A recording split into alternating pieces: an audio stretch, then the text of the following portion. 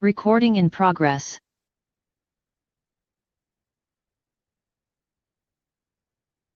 Yes.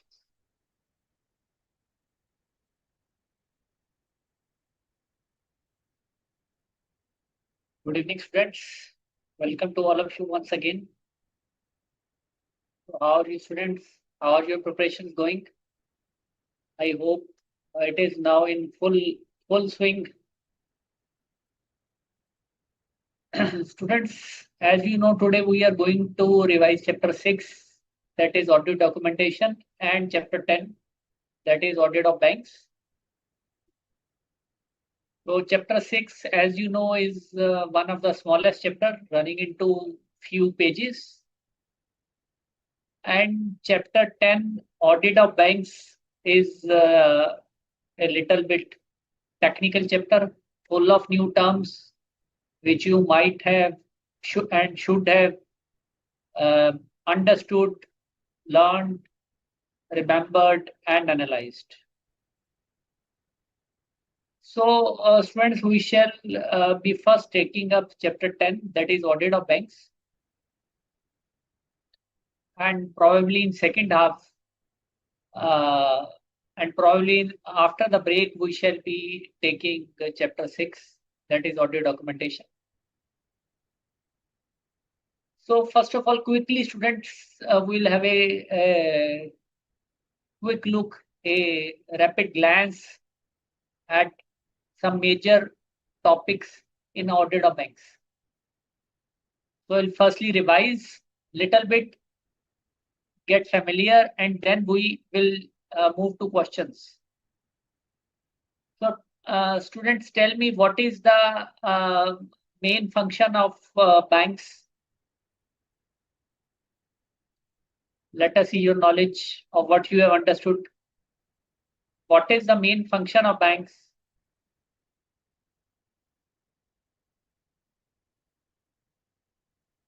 Yes, anyone? Harshit?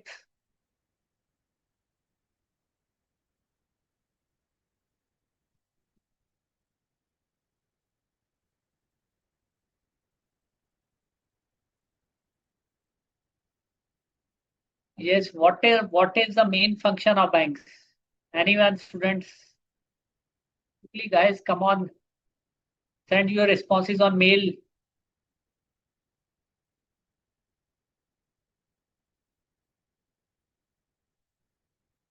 Yes, Harshit, you are right. Accepting deposits and lending loans.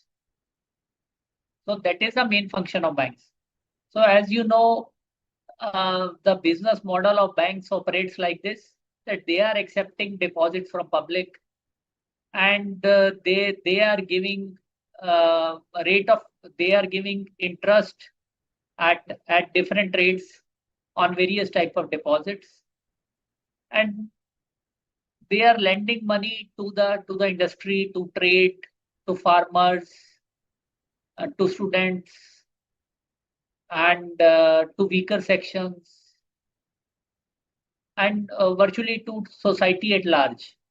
So they are they are charging more rate of interest from the money they are lending. So in effect, this difference, rate difference, this spread which we called in banking. So this is used to cover and meet various expenses of banks. Okay, like administrative expenses, like office expenses, and other expenses. And this spread is also used to generate profit. So tell me, students, what are the peculiarities involved in functioning of banks? How different it is from other organizations? What special peculiarities are involved uh, in commercial banks, in working of commercial banks? Yes. Can you list out some?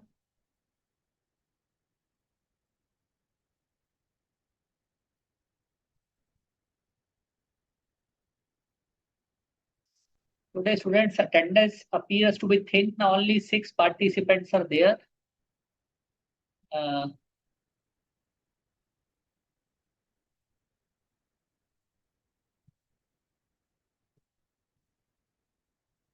or there may be few people on YouTube.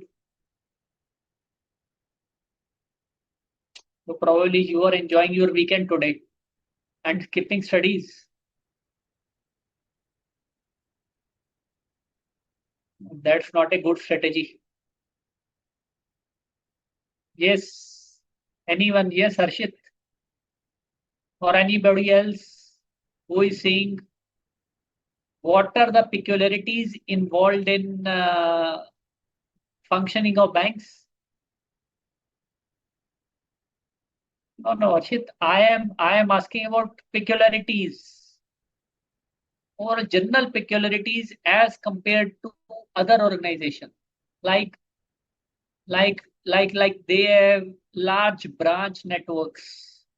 The branches are spread all over the country in different geographical locations. Like there is extensive supervision by regulator. So who is regulator in case of banking industry? Yes, who is regulator in case of banking industry?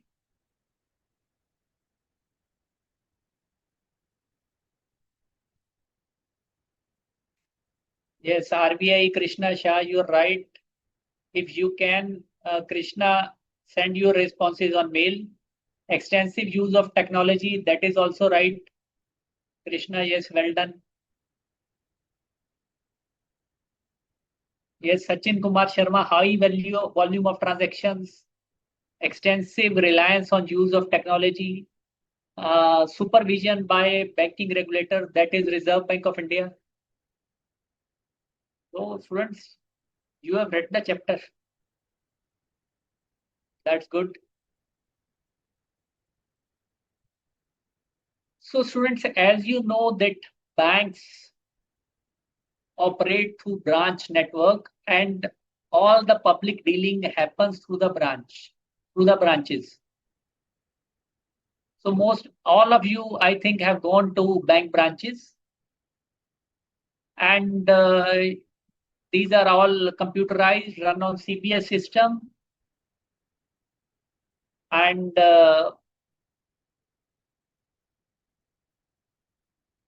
you must have, uh, I think, keenly observed the working of banks. So in this context, students, tell me what is the what is the meaning of funded loans? What is the meaning of funded loans? And what is the meaning of non-funded loans?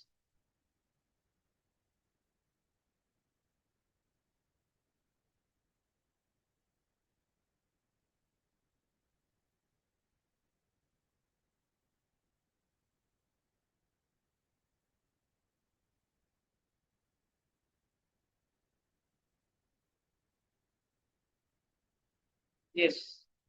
What is the meaning of funded loans? What is the meaning of non-funded loans?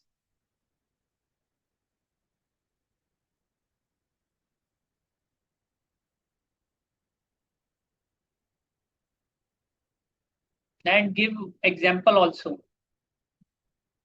Yes, students.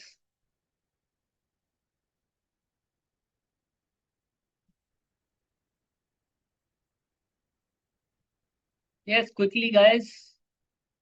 Damn simple thing I'm asking from you.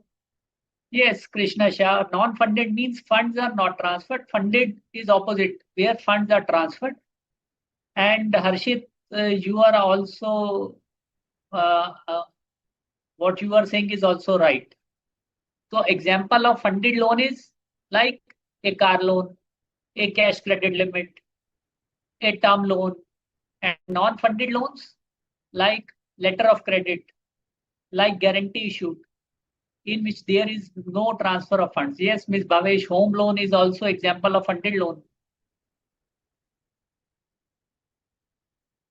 So students also keep in mind one thing, that since there are large number of branches, so in nationalized banks, basically in public sector banks, statutory branch audit is usually performed by statutory branch auditors. And there are auditors at head office level, which we call as statutory central auditors, SCAs. Okay.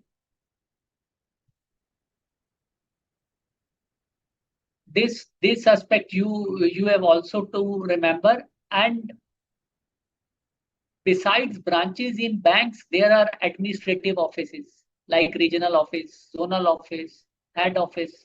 So the hierarchy goes from down to up, and they keep a tab on the functioning of the branches, and they get regular feedback, regular input. Reports are to be submitted to these controlling offices, and the head office is the policy making body. It lays down various parameters, policies, instructions, sort of internal control system, which is very uh, broad based in context of banks, and it is very healthy. It is very robust because um, banking staff involves um in the use of money. Okay, so it becomes very important to have a system of internal controls. Here, guys. So students, from an auditor's point of view, advances reflected in the balance sheet of a bank under assets are one of the important items to be audited, to be checked. Okay, because why this is important? One reason is that regulator, Reserve Bank of India, has laid out prudential norms for asset classification, for income recognition, and for provisioning. So an account which ceases to generate income for a bank, as you know, we call it as NPA. We call it as non-performing asset.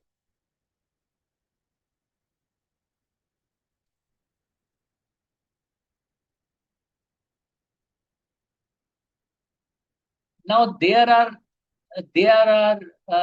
circulars, there are guidelines in this respect, when different type of loan accounts are to be considered as non-performing assets. Okay. So tell me, when a term loan, say a term loan granted to a company for purchase of machinery, when it would be classified as a non-performing asset.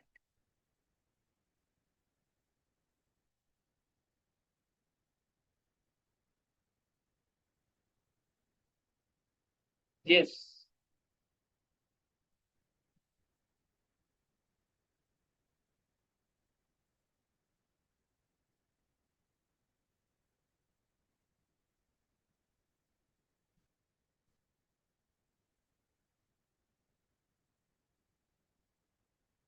Yes, anyone? When a term loan would be classified as non-performing asset.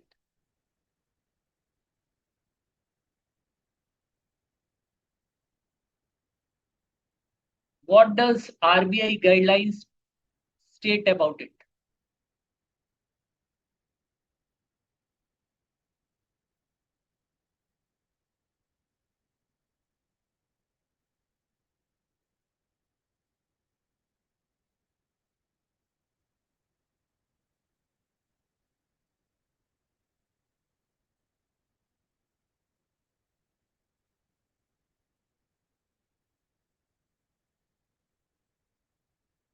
Yes, students.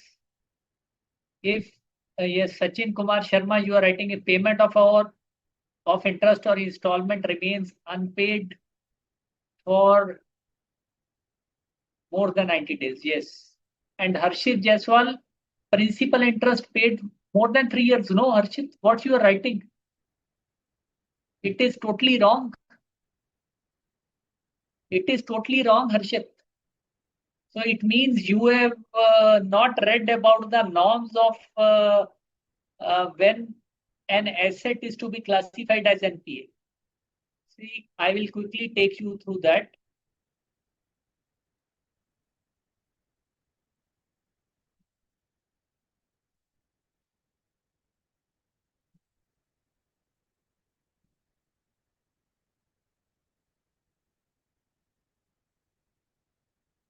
Say an asset becomes NPA when it ceases to generate income from banks. It means when interest is not being serviced or installments are not forthcoming. So in respect of a term loan, if interest or installment of principal remain overdue for a period of more than 90 days in respect of a term loan. Okay, Sachin, you have missed out the word more than. So the word is more than 90 days. Okay. And in respect of cash credit account, if the account remains out of order. Now, when an account remains out of order, there are three conditions for that, which we'll discuss. And in case of bills purchased and discounted, if bills remains overdue for a period of more than 90 days, in case of bills purchased and discounted. So these are the broad categories which show how and when an advance account is to be classified as non-performing asset. So you students, you get a sense of non-performing. So try to compare it with performing. So performing asset or a standard asset is one which generates income from the bank for the bank. Like interest is regularly coming as per the norms. Installments are also coming as per the norms. So we say that the account is a performing asset and a standard asset or a standard asset. However, when a advance account fails to meet these criteria, then it becomes a non-performing asset, an NPA account. Okay. So again, I am repeating it. In case of a term loan, if installment or principal remains overdue for a period of more than 90 days. In case of CC, cash credit, meaning of CC I had already explained to you in the last class. Okay. So in case of CC or overdraft limit, in some banks it is also called overdraft if the account remains out of order. And in case of bills purchased and discounted, if bill remains overdue for a period of more than 90 days, meaning that the payment which was due on a certain date, it has become overdue. It has not been received and it remains overdue for more than 90 days. Clear? So what is, yes, Harshit, is it clear to you? Harshit, please tell me, is the concept clear to you? We are coming to out of order. Okay. And when a CC account, a cash credit account should be considered as out of order, these are the three conditions. If any one of these is satisfied or is there in these conditions, so if any of these conditions is satisfied, then a cash credit or an overdraft account is treated as out of order. So first condition is that outstanding balance in the account remains continuously in excess of sanction limit or drawing power. Okay. So say if a borrower has been granted cash credit limit of 20 lakhs and its balance remains continuously more than 20 lakhs for a period of 90 days, then it would be treated as out of order. Or second condition is that say the outstanding balance is within the limits, but there are no credits in the account for 90 days as on the date of balance sheet, then also account becomes out of order. Or if some credits are there, but they are not enough to cover the interest debited during the same period, then account would also be treated as out of order. So if cash credit account, remember these conditions are for cash credit account or overdraft account. So when any of these conditions happens, takes place in case of a cash credit account or an overdraft account, the account is classified as non-performing asset. Clear, friends? Is that clear? We shall be doing some questions on this aspect so that the concept becomes more clear to you. Okay. So let us, I think, first do a question relating to it. Is it okay? Now, see this question. Question number 5. Now, just have a look at this. National Bank has advanced cash credit facility of rupees 25 lakh to Sun Industries. Following is the ledger account which is appearing in the books of bank for National Industries. Okay, from the period in such questions, always see correctly, keep a watchful eye on dates, on periods. So it is from 1st December 23 to 31st March 24. Now the account looks like this.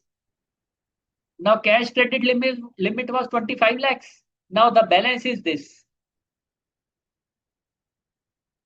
24.75 lakhs as on 1st December, 31st December, it is 24 lakhs.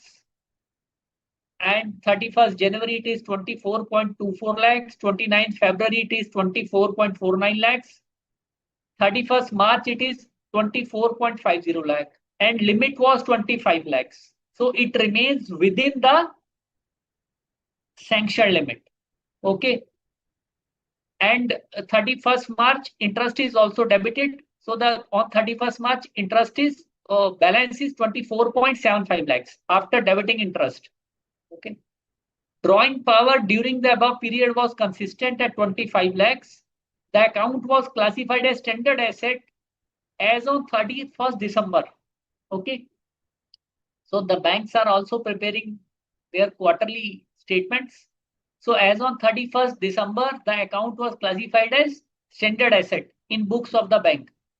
The security of the bank, security of the borrower also remains intact. It is safe. And comment on the asset classification of above account as on 31st March. Now tell me, as on 31st March, if the account would remain a standard asset or if it has become a substandard asset. If it has become substandard asset, why? If it is a standard asset, then why? Yes.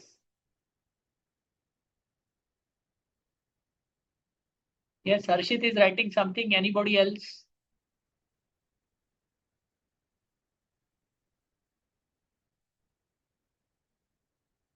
Yes, Sachin Kumar Sharma, Krishna Shah, Bhavesh. Give your answers.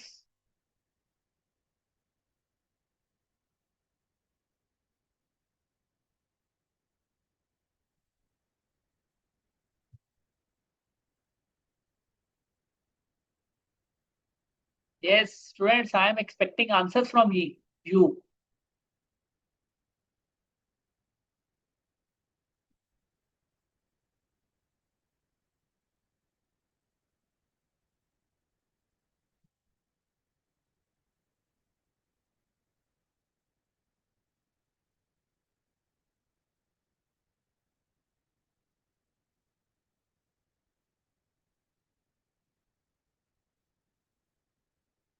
Krishna Shah, so you are writing it would be standard as it is within the limit of the bank. But you are forgetting Krishna, one important condition which relates to out of order. That is this condition. Second condition.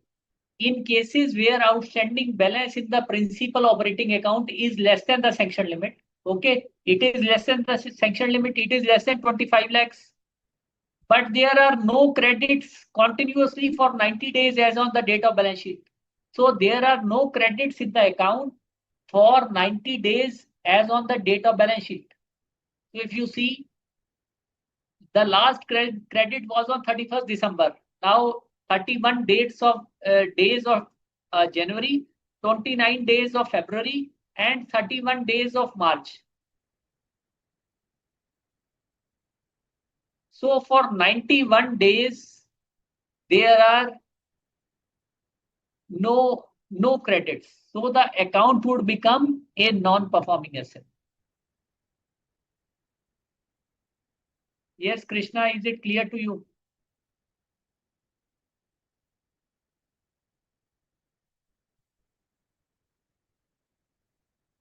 Yes, Krishna, is it clear to you? Okay, that's fine.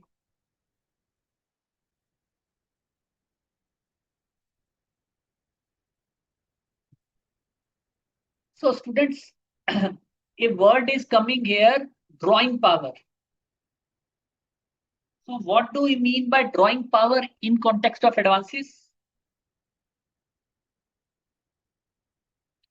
Say, tell me in simple language, what is the meaning of drawing power?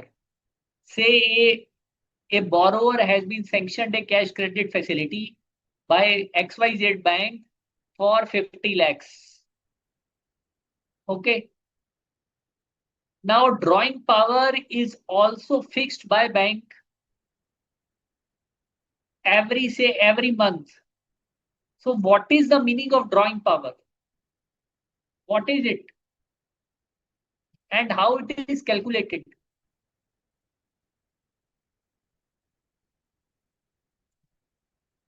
Yes, students, this is very important. Sometimes a complete 4 5 marks question has come on calculation of drawing power. And even in CA final, the question is being asked. MCQ has come for calculation of drawing power. Probably they think that CA final students have forgotten how to calculate drawing power, which they have read in at intermediate level.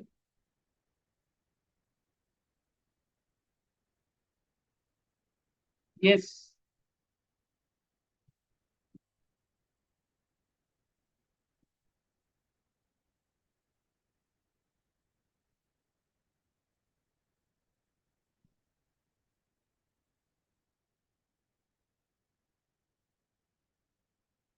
Yes, Anurag, you are right. Limit up to which an account holder can withdraw.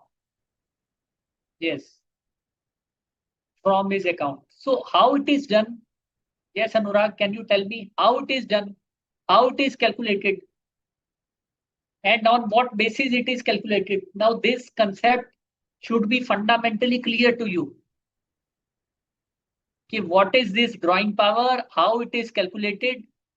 It should be crystal clear to you so that any question that comes in your exams or MCQ comes in the case study, you are able to crack it.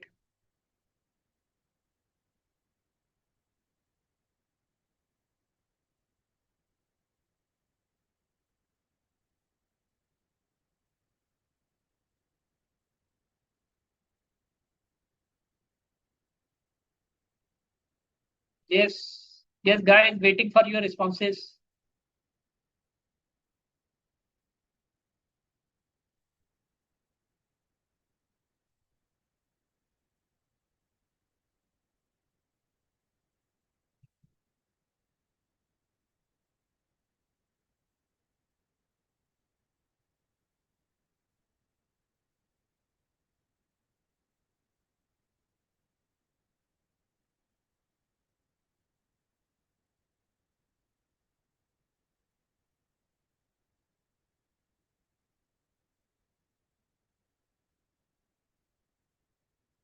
You are saying, Harshit, borrower can withdraw to limit of net of assets and liabilities.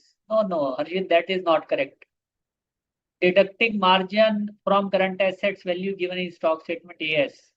Anurag, you are on the right track, but it is not completely correct, wholly correct. So say,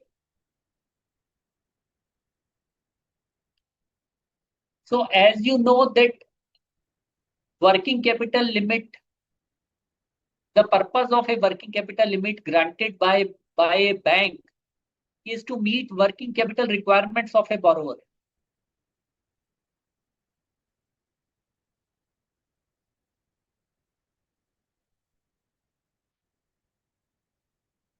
So how would you calculate uh, drawing power then?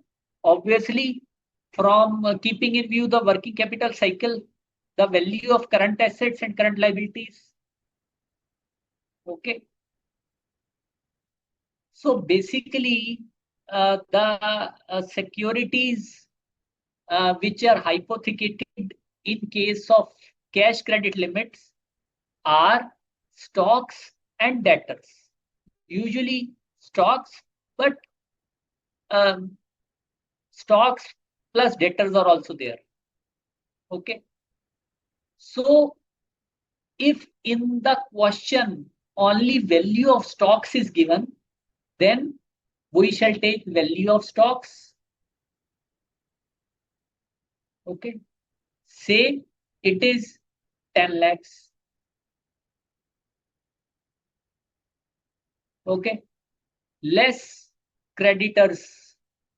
Why we are reducing creditors? Because drawing power is calculated on paid stocks. Creditors mean that we still have to pay them. The borrower still has to pay them. Okay. So say creditors are rupees 2 lakhs. So balance comes 8 lakhs. From it is reduced margin. Say when a bank grants a working capital limit, sanctions working capital limit to a borrower, in the sanction letter, a line is written that margin would be this much. Say in case of stocks, this is written that margin is at the rate of 25%. So margin means basically the contribution which is coming from the borrower side, funds which have to be infused by the borrower. Okay. So 75% bank is financing and 25% is coming from borrower side. So less margin, say it is 2 lakhs. Then balance comes drawing power in case of stocks. This is called as drawing power. Clear? So in stocks, if it is written that in the question that there are some dead stocks or there are some obsolete stocks, so you will reduce their value from this figure and take the net value, because it means that these stocks are dead, damaged, having no value. So obviously these cannot be included for the purpose of calculation of drawing power. Okay. Say if in this example, the working capital limit is granted against the security of both stocks and debtors. Okay. So then drawing power would be calculated for stocks as well as debtors.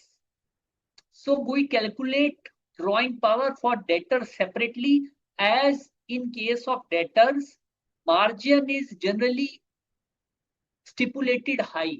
So margin would be not 25% usually. Okay.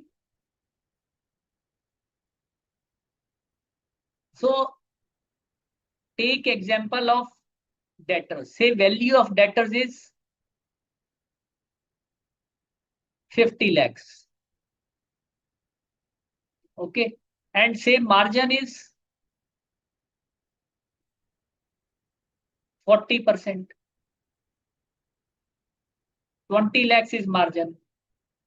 So drawing power in case of debtors would be 30 lakhs. So in calculating value of debtors, sometimes it is also stipulated that this value of debtors includes debtors of more than 90 days. Say within 50 lakhs, there are debtors of more than 90 days outstanding, having amount of rupees 10 lakhs. So these are usually excluded from this amount. So while calculating drawing power, you would not take 50, but you would take 40 and calculate a margin at the rate of 40% on 40 lakhs, 16 lakhs.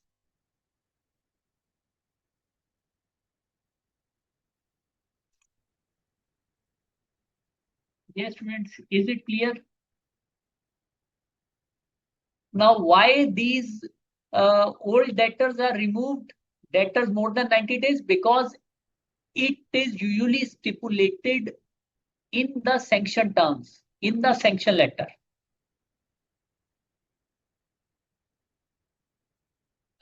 Yes, students, is it clear?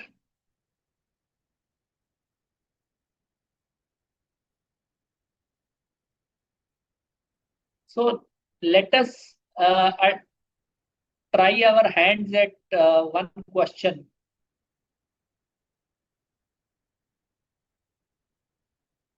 For calculation of drawing power.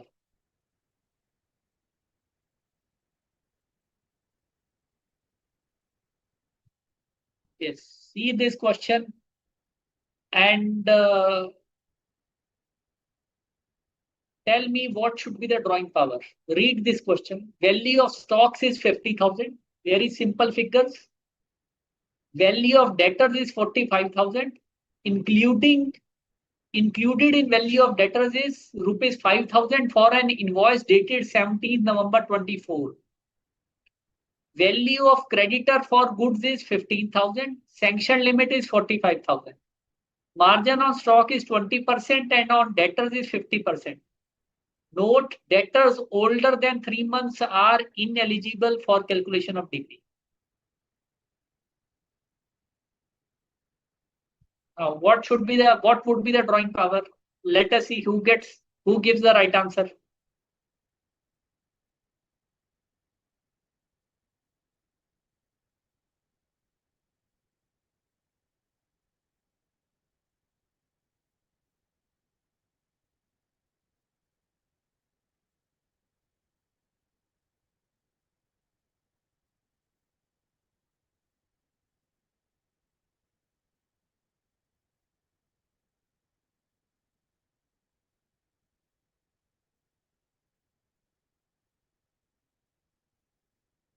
Yes, guys.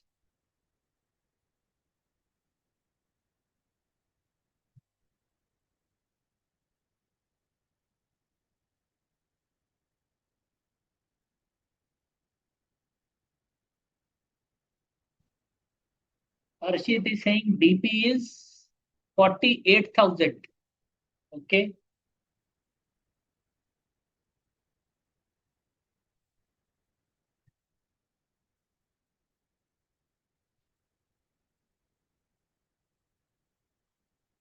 Others? Yes, Ms. Bhavesh, Anurag, Ms. Mansuri, you are saying 44,000. Krishna, you are saying 45,000. So everybody is giving different answer. Yes, Anurag, please you also give your answer.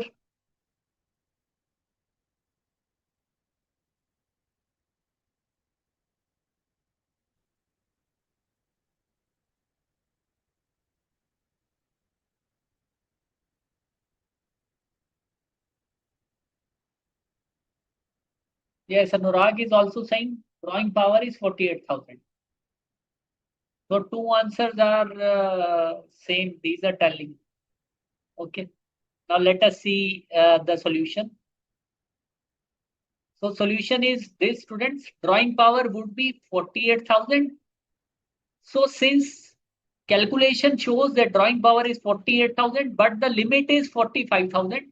So you would calculate this as 48,000 and write a note that since limit is 45,000, so obviously one cannot draw what is sanctioned to him. So therefore, the drawing power would be limited to 45,000. Okay. So this is the calculation. Value of stocks is 50,000. Creditor for goods is 15,000 minus value of paid stock is 35,000.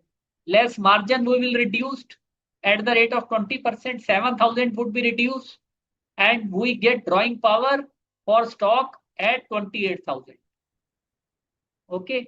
And the value of debtors is 45,000. One invoice, one debtor, it is given that one invoice is for more than 3 months. Okay, so that has to be reduced. So 5,000 would be reduced. So balance would be 40,000. Margin in case of debtor is 50%. So 40,000 minus 50%, 20,000. So drawing power for debtors would be 20,000 and total drawing power 28,000 plus 20,000, 48,000. Since uh, sanction limit is 45,000, so obviously one cannot draw more than what is sanctioned to him. So the drawing power would be fixed at 45,000. Is it clear? So Harshit and yes, Anurag, you are saying if question asks about drawing limit, then we can compare the drawing power with the sanction limit in the question. Yes, you are right. But they are not going to ask you uh, at this level in the intermediate. Okay. So Miss Mansoori, you have calculated it wrongly, 44,000. Yes, is it clear to you, Miss Mansoori?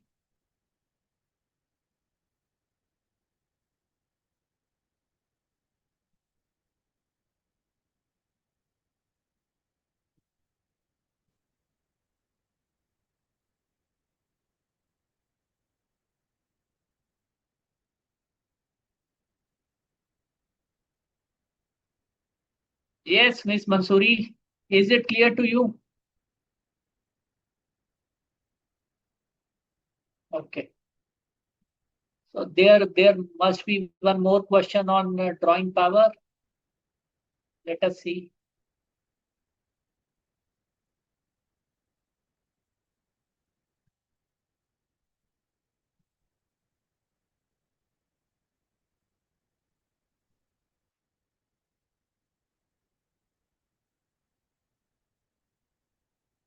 I think there was only one question on drawing power. Okay, so students, you have got the concept basically. अब इसको आपको बिल्कुल जो है exam में ठीक करना है, गलत नहीं करना. And students, coming back to NPAs, we had understood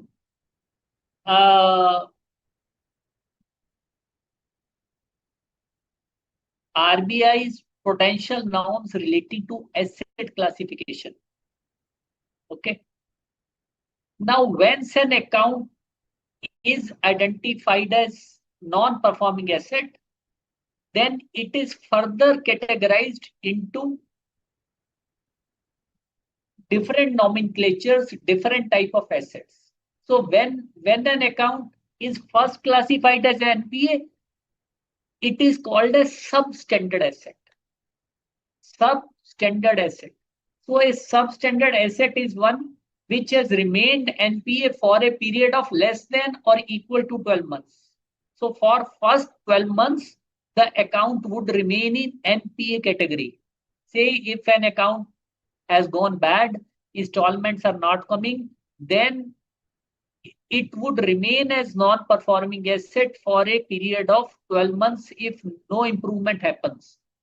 So during this period, it would be called as a substandard asset. Okay. Then after it has remained in SSA category, substandard asset for a period of 12 months, then it would be classified as doubtful assets. So doubtful assets, in doubtful asset also there are three subcategories, D1, D2, D3. So which remains doubtful up to 1 year, it is D1, which remains doubtful up to 1 to 3 years, it is D2, which remains doubtful more than 3 years, it is called D3. And loss asset is one where the security is lost or it has been pointed out by the RBI or the bank's inspectors uh, that it is a loss asset, but it has not been written off. Okay. So now what is the importance of these concepts? Because once an advance account is identified as a non-performing asset, then banks will have to make a provision in their financial statements. That is the main importance. And banks have to stop further recognize interest income on such non-performing assets. Okay, you understand that why why this classification and why the auditor's role is important in all this. Now you understand why it is being taught to you. Yes, guys. Is it clear to you, students? Now, what would happen when a provision is made in respect of non-performing assets? Tell me. What would happen, say, if a branch of a bank makes provision in its financial statements in respect of non-performing assets? How it is going to affect the financial statements?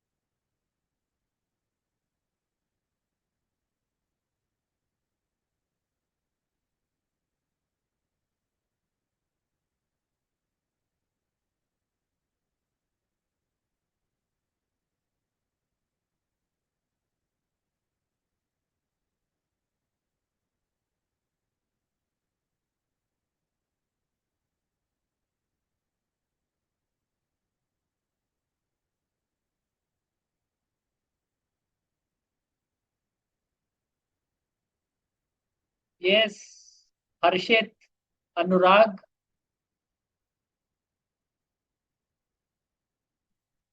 Yes, yes.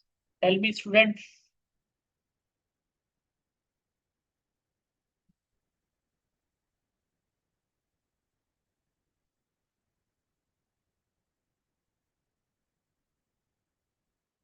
how the financial statements of branch of a bank would be impacted. Okay, Anurag, you are writing correctly. The bank should reverse the interest if it is unrealized and not collected by debiting P&L account. So what is its ultimate impact? I am asking about provision. This aspect, Anurag, is true, is right what you are saying about income recognition. Now, I am first talking about provisions. The point you are saying is also correct, but it is in respect of income recognition. Yes.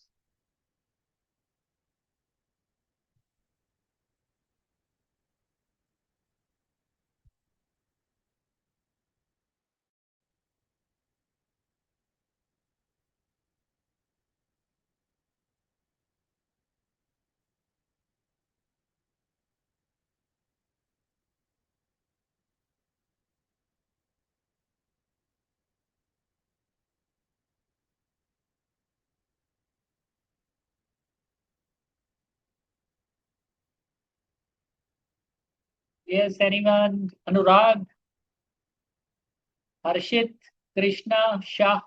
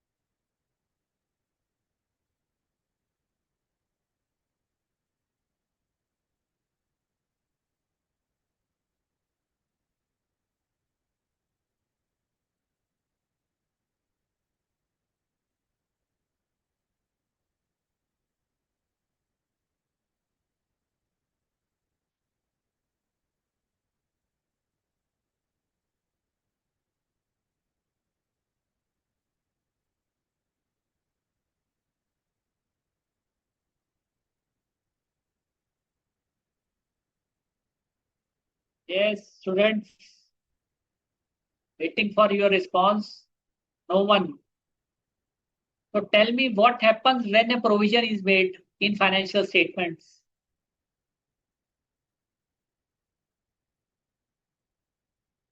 P&L account has to be debited. So what would happen? The profits would be impacted, profits would be reduced.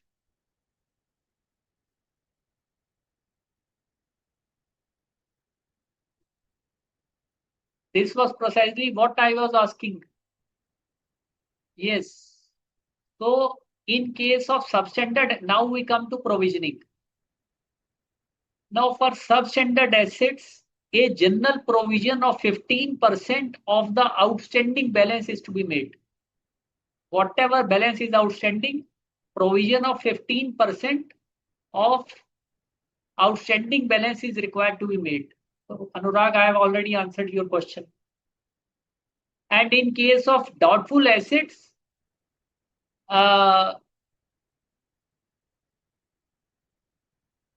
for three categories, there are different type of provisions for D1, D2, D3. For secured portion, 25% provision. And if there is any unsecured part for which no security is available, 100%. For Therefore, for unsecured part, 100% provisioning has to be made. And for secured portion, in case of doubtful assets, in D1 provisioning at the rate of 25%, and in D2 at the rate of 40%, and in D3 at the rate of 100%. And in loss assets, obviously 100% provision has to be made. Okay. So this was all about provisioning. And one more thing, students, you have to remember in respect of non-performing assets is, say, say there is a borrower, Mr. A, who has availed 3 loans from a bank. Okay. Say he has availed a car loan of 10 lakhs. He has availed a term loan. He has availed a, say, housing loan of 50 lakhs. And say he has also availed some another personal loan of 20 lakhs. So what is happening that he is paying installments regularly of home loan and car loan, but he is not paying regularly installments of personal loan. So as a result, the EMIs in case of personal loan have become overdue for a period of more than 90 days. Okay. So in this case, all the three accounts would be categorized as non-performing assets. Not only personal loan, but also car loan and housing loan. Because NPA classification, remember, students, is facility wise and not is borrower wise and not facility wise. I beg your pardon. So NPA classification is always borrower wise, not facility wise. So if one account of a borrower has become NPA, so all the accounts go along with it. All become NPA, even though they are running satisfactorily, even though as per prudential norms on asset classification, they strictly not be may not be falling in those parameters. Yes, students, is this point clear to you?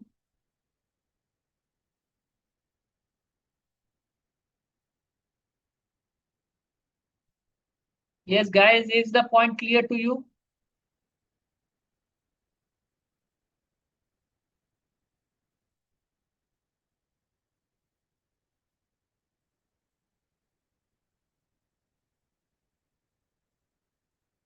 Yes, Harshit, Anurag.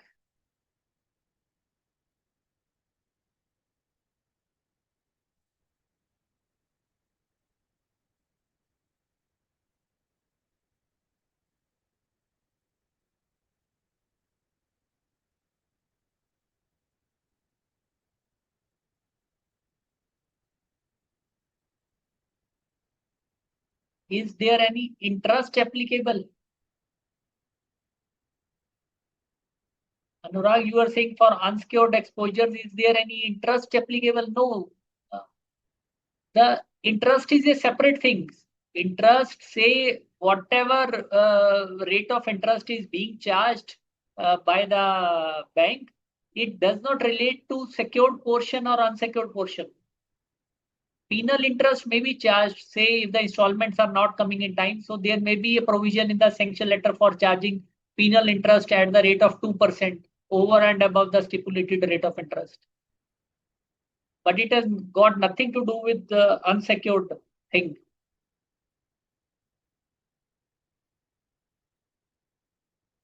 Yes.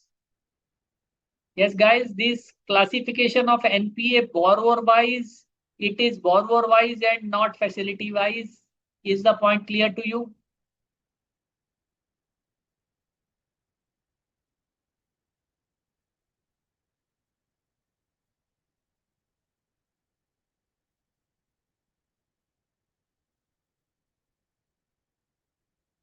So another thing you have to remember, students, that in case of um, accounts, say, which have been regularized near the balance sheet date, so the auditor has to be a little bit cautious. He has to be circumspect about the credits which has come near the date of balance sheet date. Say there were no transactions in CC account in month of January, February, and in the whole of March. Suddenly, as on 30th March, there is a credit of 15 lakhs. So the auditor would definitely see the voucher. Are these genuine funds which have come, or there is some arrangement, or is it not that some another facility has been granted by the bank to cover up these things? Okay, so the auditor has to adopt an attitude of professional skepticism here. He has to be alert to the manipulations which may be there, but it is quite possible that funds may be genuine, that genuine credit might have come. Okay. However, if there are doubts about the credit, or if it is a case of window dressing, then obviously the auditor may recommend it for classification as an NP account.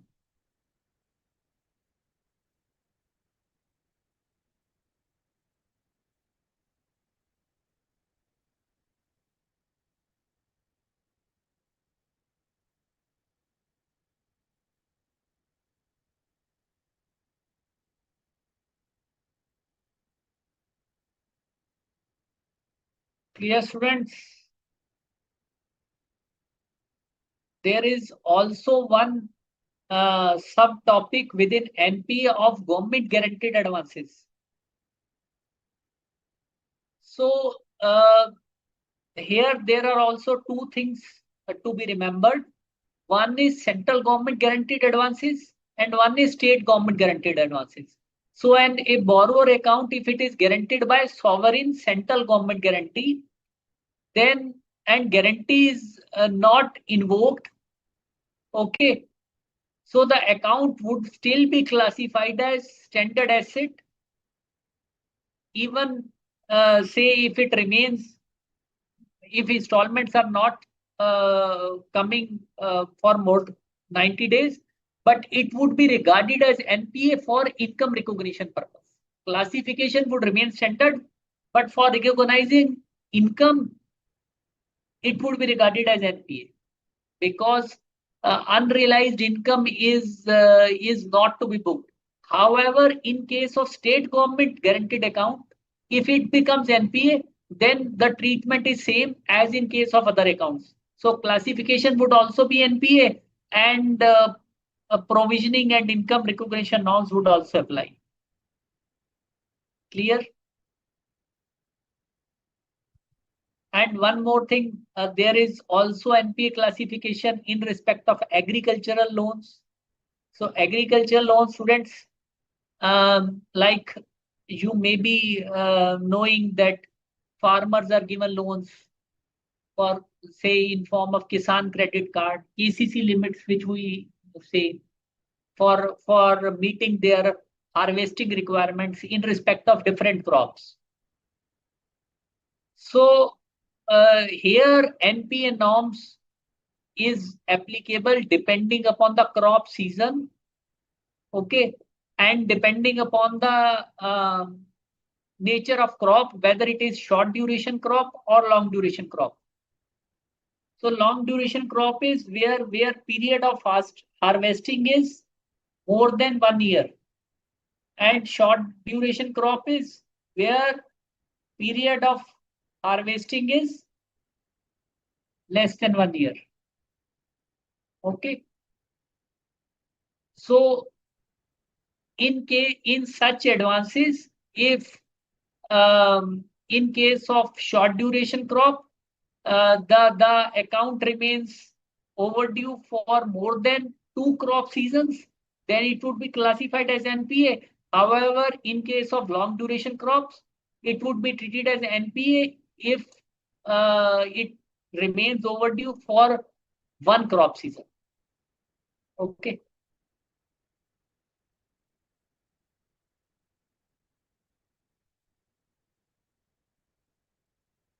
Clear, guys?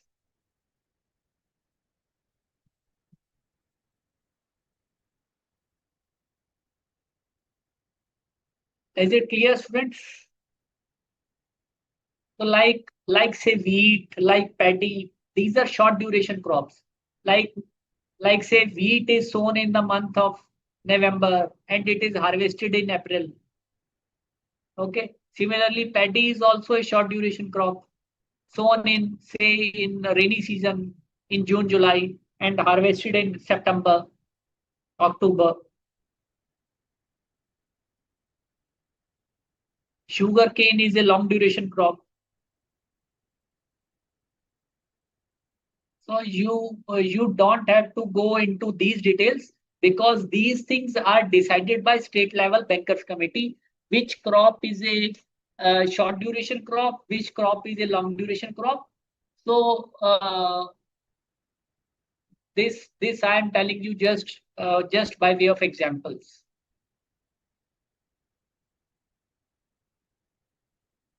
Yes, students, clear. So let us do few more questions.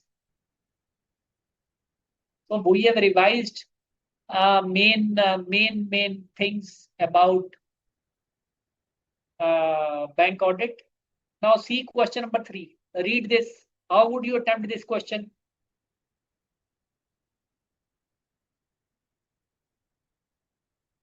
Now Mahavir and Associates is appointed statutory auditor of KBC Bank for year 23-24. During audit, an article trainee notices that Siddharth Industry had an outstanding loan of 50 lakhs as on March 24. So on March 29, the company made a payment of 10 lakh, reducing the balance to 40 lakhs. However, on April 4, out 8 lakh was reversed, increasing the outstanding balance again to 48 lakhs. Okay, considering this response, what should be the response of audit firm regarding NPA category? Yes, how you would attempt this type of question?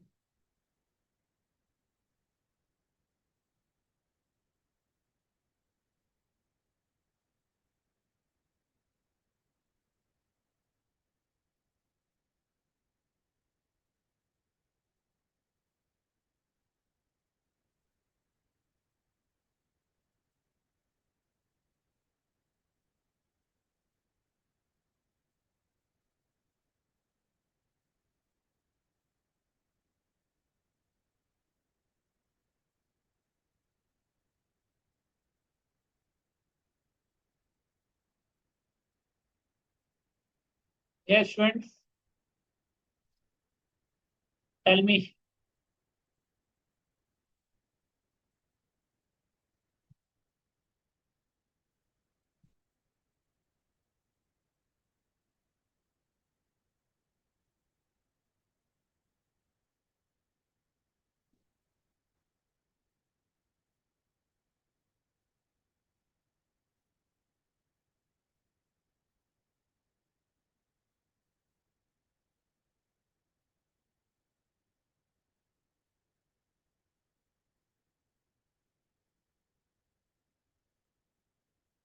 I have just discussed this. Accounts regularized near balance sheet date. See, the balance was 50 lakhs.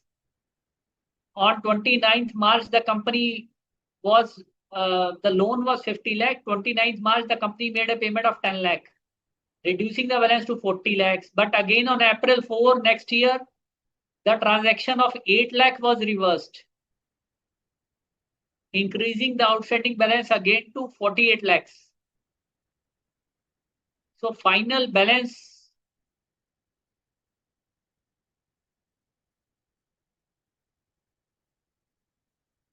remains 48 lakhs after the reversal.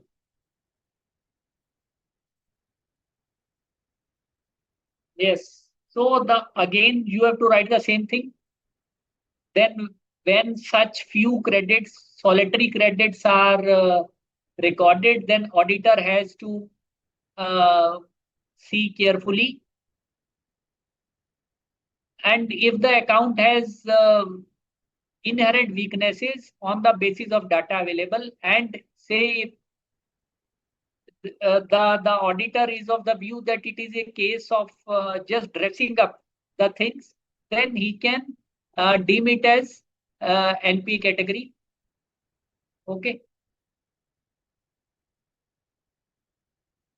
So the case he should carefully assess and determine the how the credit has come and how the reversal has been made. And if on evaluating the evidence, he finds that there is an attempt to prevent the account from slipping into NPA category by some sort of window dressing, then obviously it would be classified as NPA in compliance with uh, necessary guidelines. Yes, Sachin, you are writing correctly the conclusion, but you have to explain in this manner and leave it to the judgment of the auditor. Because if the credits are genuine, then it is okay. Okay.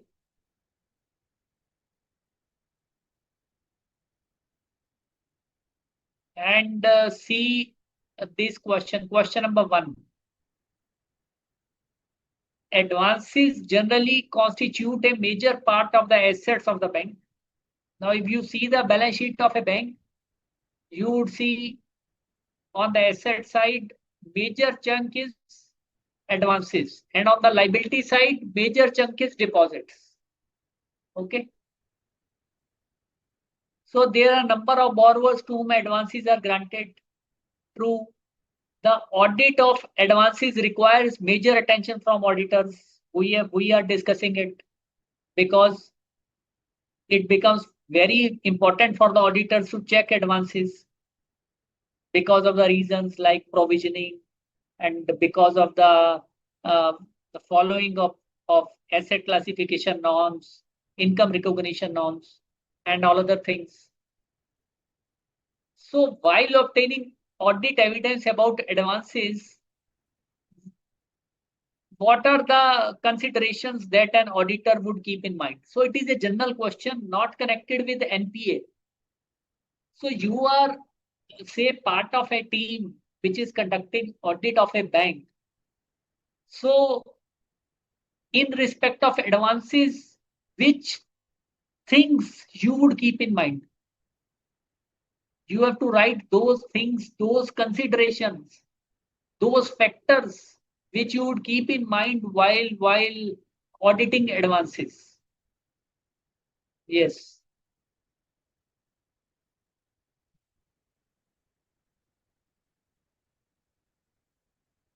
How you are going to write this?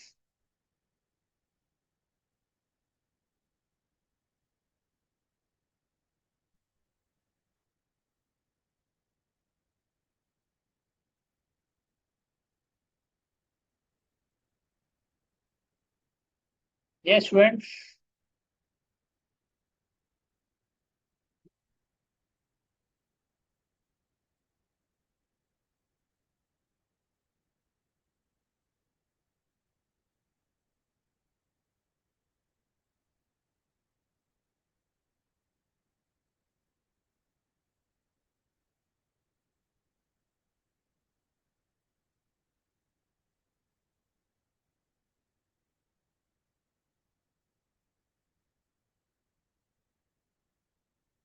Yes, anybody who is having some idea about how to write this question, what you are going to write in it?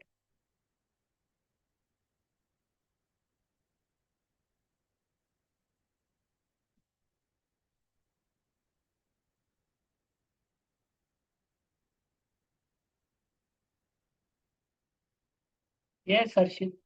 Advances represent amount due to the bank. Then what about that is true?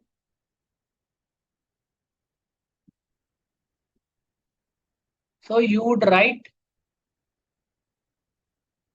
that auditor is concerned about obtaining evidence for advances in respect of following. That advances represent amount due to the bank. So whatever is considered under the head advances, it is in fact due to the bank.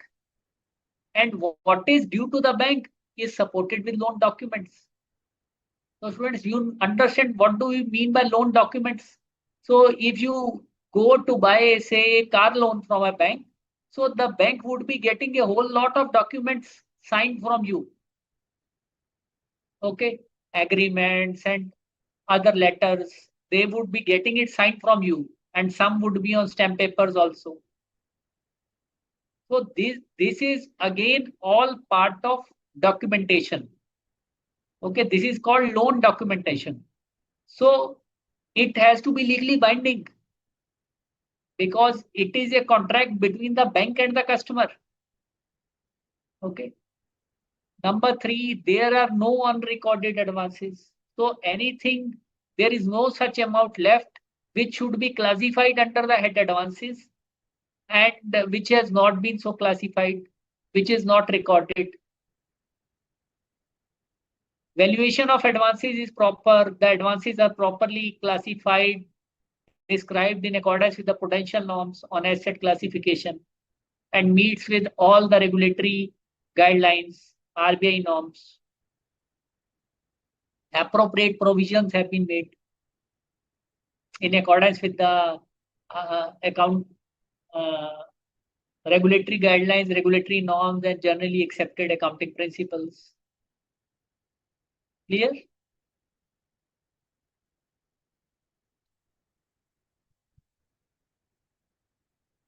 Now, see, second question. This is a very general question, general sort of question. This, how you are going to write it? Very general question, less to do with banking, But still,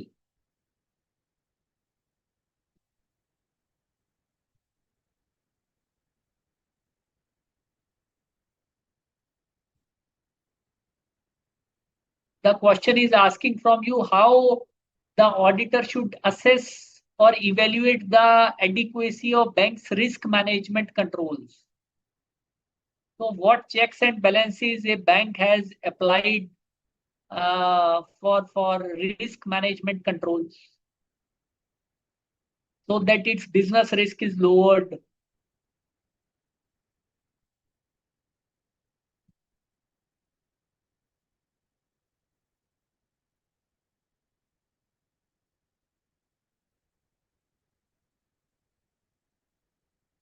Yes, students, come on quickly.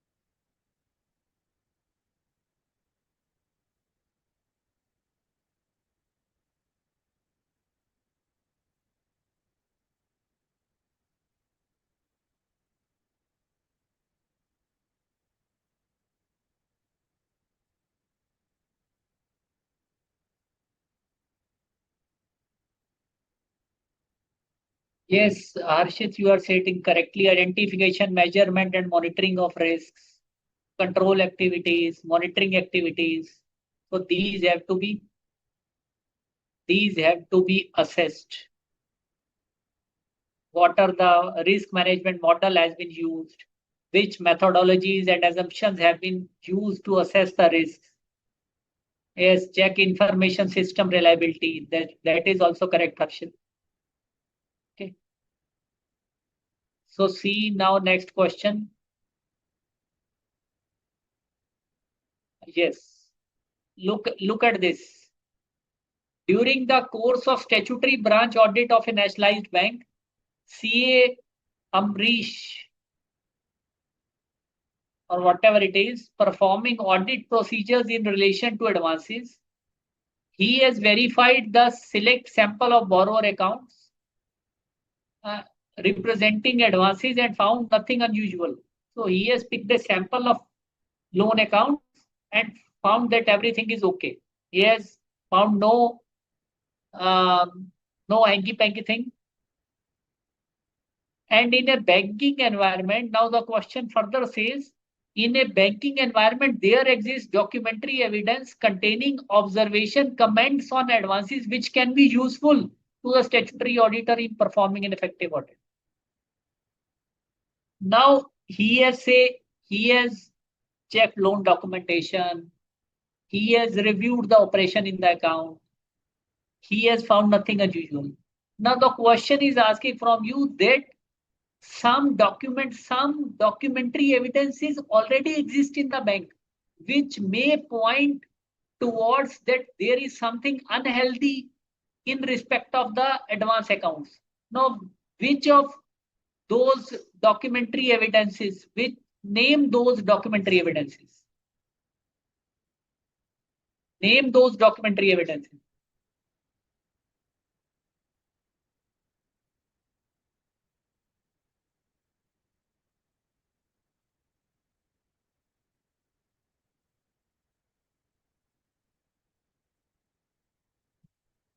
Yes,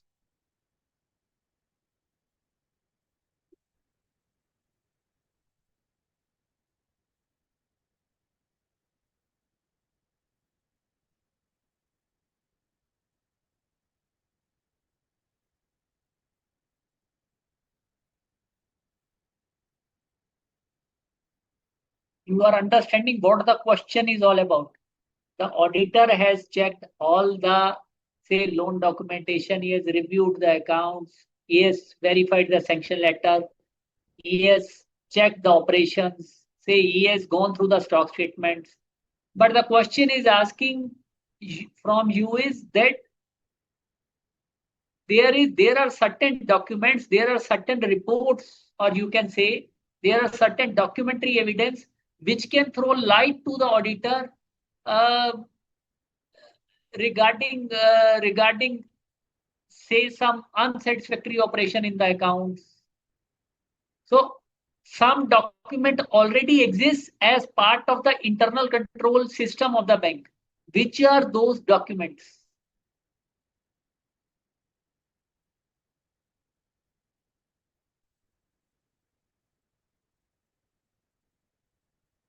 Yes, students. No, now I have fully explained to you the essence of the question. Now I expect you to apply your own minds and try to answer it.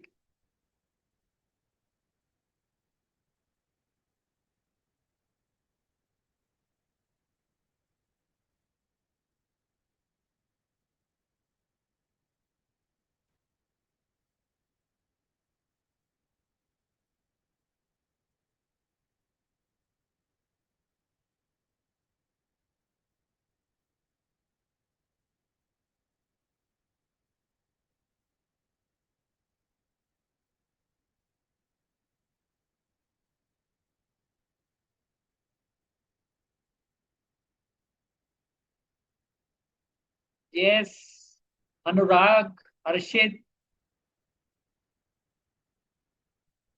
Sachin Sharma, any idea? Students,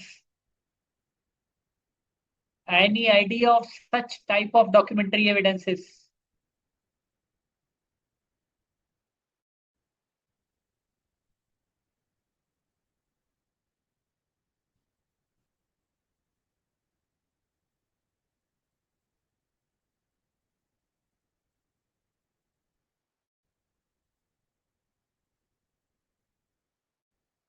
No, no.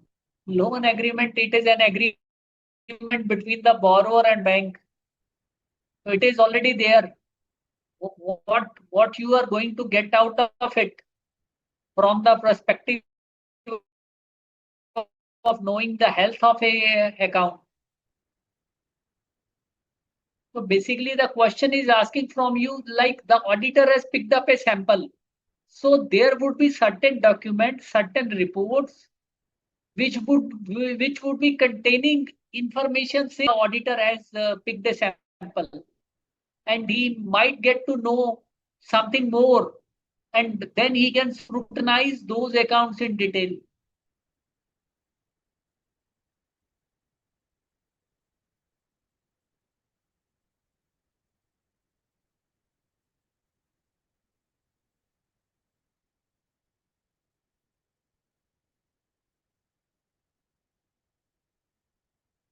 None. So yes, like say latest internal inspection report of bank officials. So like in banks, there is internal system of inspection. So the inspectors have come in. If inspection has been conducted during the year or say during the last year, the auditor can go through their reports and see what they have written. Concurrent internal audit report, concurrent you audit, it goes simultaneously every month. There is a concurrent auditor sitting in some select branches and he gives the report every month. So the auditor can go through the reports and see what are the observation of that concurrent auditor or internal auditor. Okay, previous year's audit reports. Managers charge handing over report when say incumbent is changed. Say when one manager changes from another, then he gives a charge report like these things are pending, like these documents are missing. Okay, so because he is handing over the charge, So such information might give some indication to the statutory auditor. Yes, now you have understood the question. Yes, Harshit, you have understood the question now.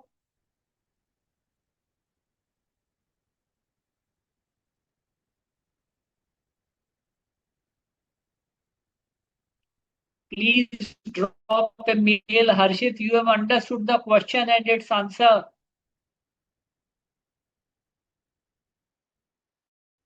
Yes. Okay. There is no reason to feel sorry, Harshit. Okay.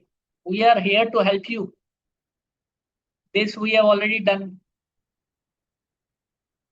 Now see this question. This is on NPA. Now these both topics we have. Yes, Anurag, it is okay.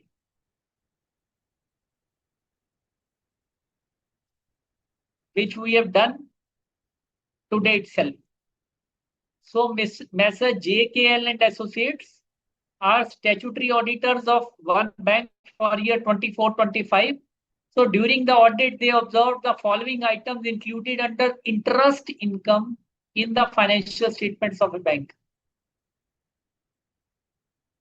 An amount of 5 lakh relating to a short-term crop loan where the installment is overdue for one crop season. So the bank is recognizing interest on short-term crop loan where installment is overdue for one crop season. Now tell me whether this first part is okay or not. Whether bank should recognize interest on this loan in its profit and loss account. Why and why not?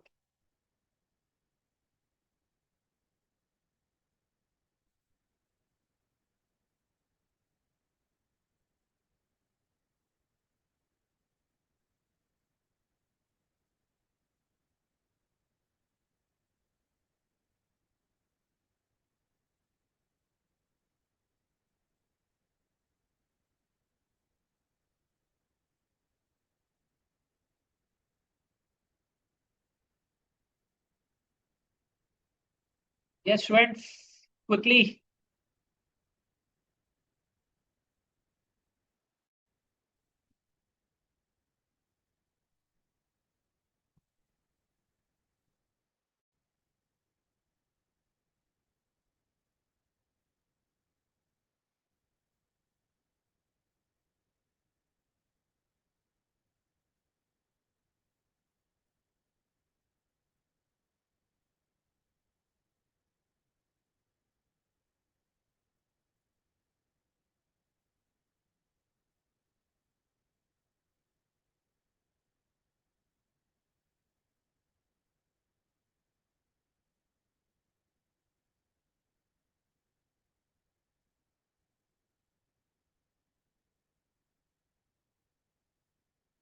Yes, Krishna Shah, you are writing correctly.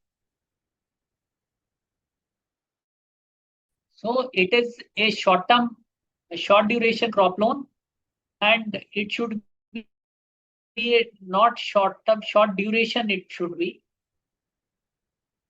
okay, and where installment is overdue for one crop season. So since it is not going to be recorded as NPA, so it is a standard asset, so interest would be recognized. So next, see an amount of 7 lakh relating to an advance guaranteed equally by central government, that is Government of India and Government of Tamil Nadu, where the installment has been overdue for more than 6 months. Now, whether the bank should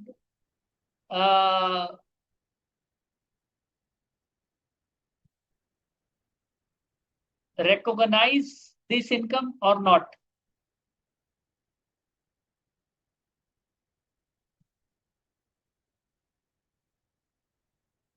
Yes, Anurag, yes, you are also right.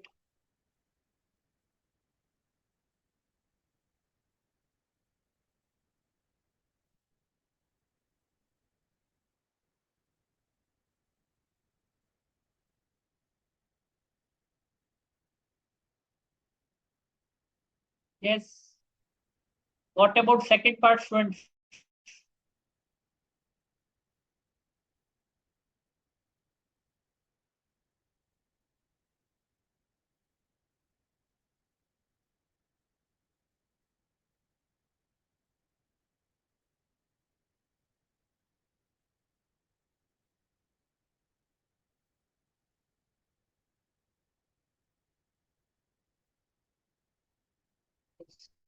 So this is explained here. So if advance is guaranteed by central government and guarantee is not invoked, then account would be classified as standard asset but regarded as NPA for income recognition purpose, as we had just discussed. In case of state government, the account would be treated as NPA, but and it would be also regarded as NPA for income recognition and provisioning purposes. Okay. So the guarantee is equally shared between central government and Tamil Nadu. So the portion of loan guaranteed by central government is not to be classified as NPA, but whereas 50% guaranteed by state government would be classified as NPA. Okay. Clear?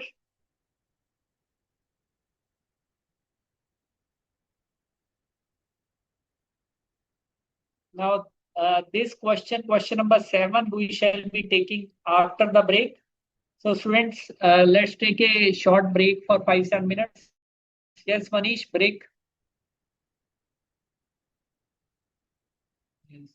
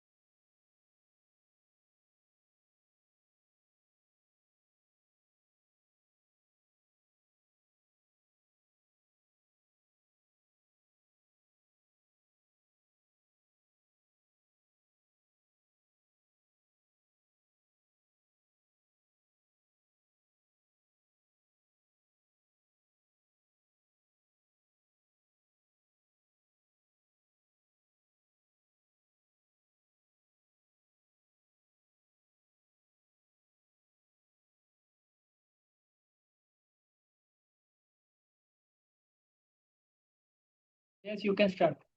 Yes, welcome back, students. Now see question number 7. Now agree में CA student is part of an engagement team conducting audit of one branch of bank. So his boss CA Bhuvan has asked him to verify the provisions made by branch as on 31st March. So simple calculations in respect of provisioning. So you have to check whether the provision made by the branch is correct or not. So this provision is given.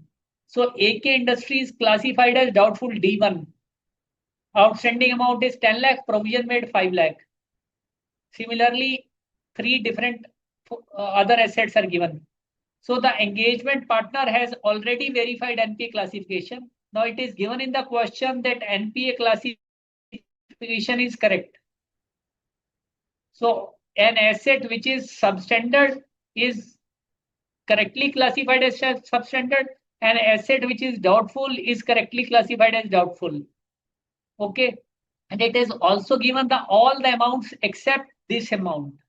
Except this amount, EST and Sons are fully secured. However, only personal guarantee of proprietor net worth 50 lakh is available in this account. Comment on the correctness of above provisions. So we'll do one by one. So see, this account is classified as D1. The amount is fully secured. There is no unsecured portion. So they have made it easier for you. So outstanding as on 31st March is 10 lakhs. So what should be the provision amount in case of D1 for secured portion? Yes.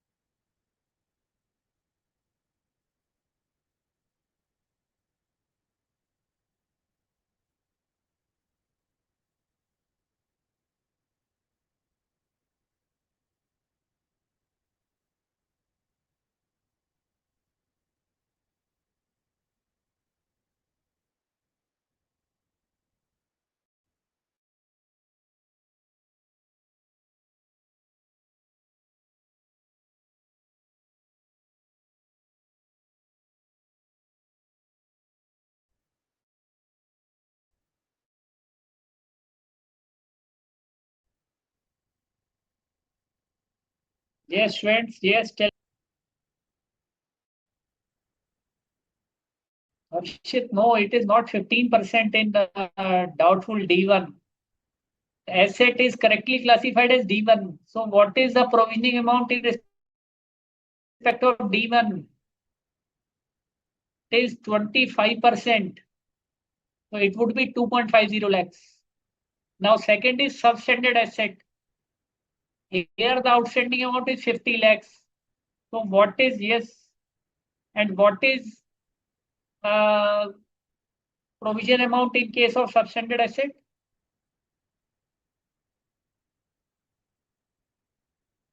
As per RBI guidelines?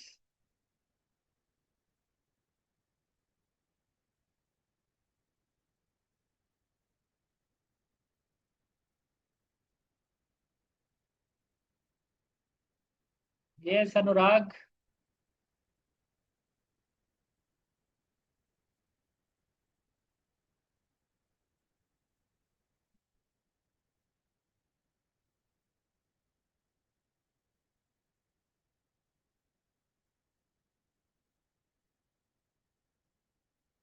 Yes, 15% of 50 lakhs. That is 7.50 lakh. So here the stipulated percentage is 15%. So amount comes to 7.5 lakhs. So this is correct. Okay. Next is doubtful D2 category. Now what should be the provision percentage in D2 category? It is 30 lakhs and the provision is 30 lakhs. 100%. Yes.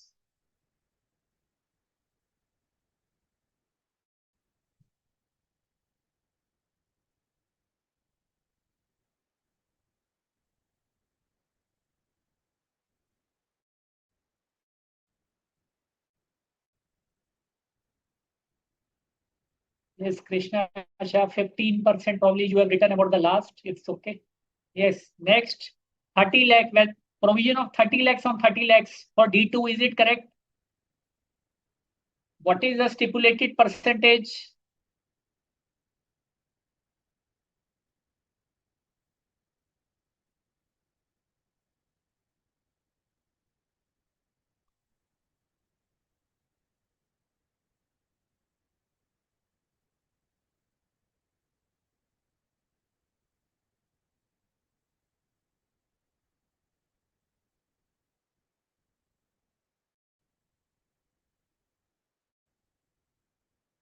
Yes, guys, quickly.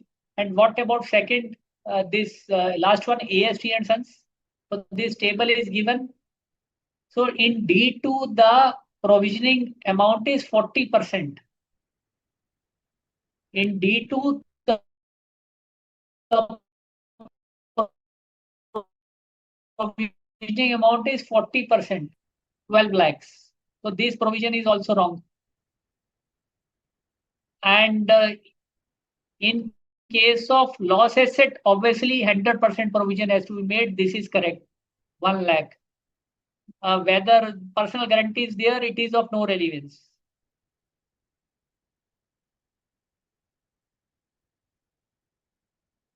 Clear? Yes, guys. Is the question clear to you? Question number 7.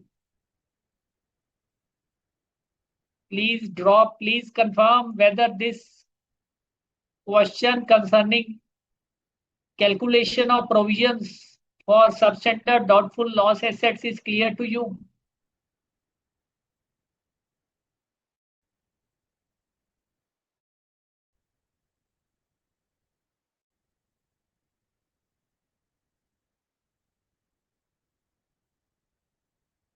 Okay, fine.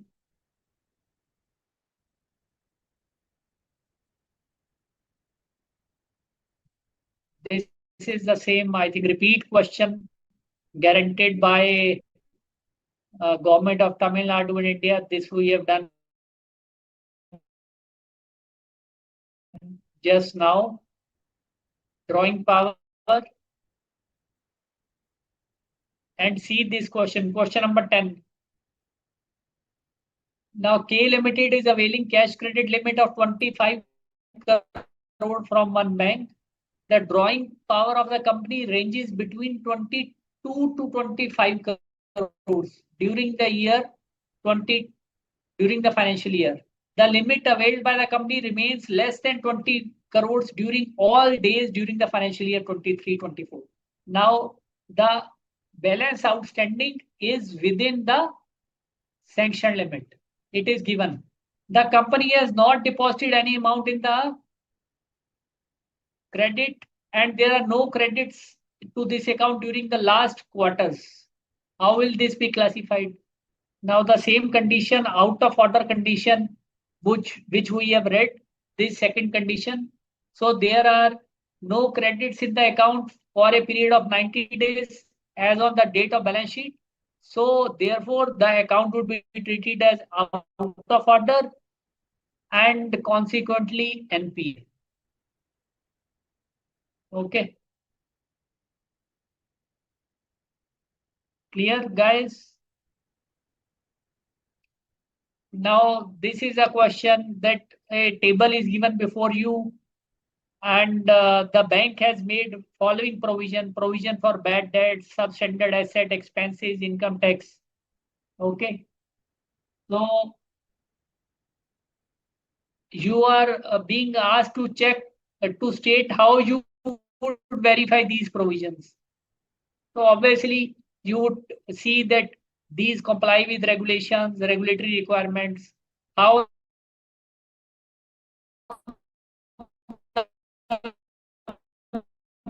bank computes provision in respect of different type of loans into standard NPAs. obtain tax provision computation from bank's management, how they have calculated their made the tax provision. So these sort of general things which you would be writing like in any other case except for provisioning. Okay.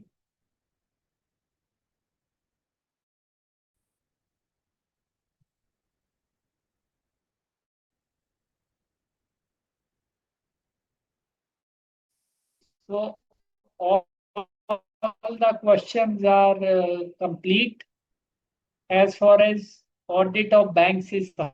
So now we quickly, students, chapter audit documentation. Now tell me, what do you mean by audit documentation, and which is the essay number which deals with the audit documentation?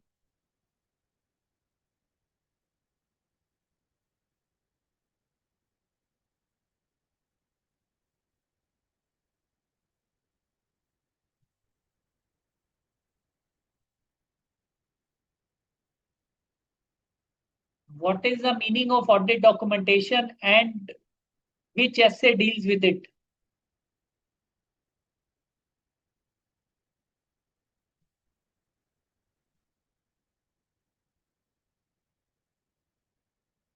Yes, essay 230. Ms. Mansoori, Anurag, right? Both of you. What is the meaning of audit documentation?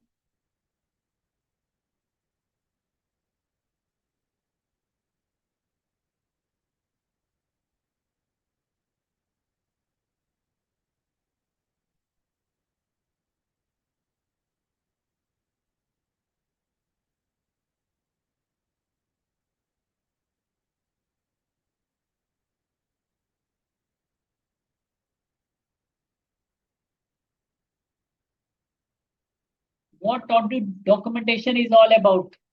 It is a record of what?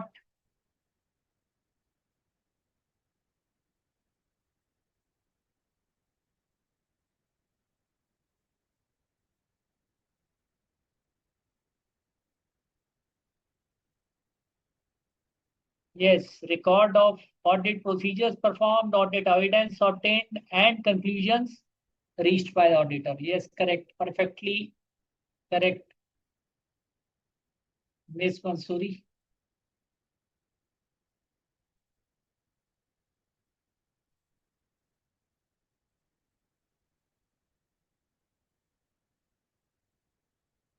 So tell me, students, what could be the purpose of audit documentation? How it is going to be useful for the auditor? Yes. What is the purpose of audit documentation? How it could be useful for the auditor?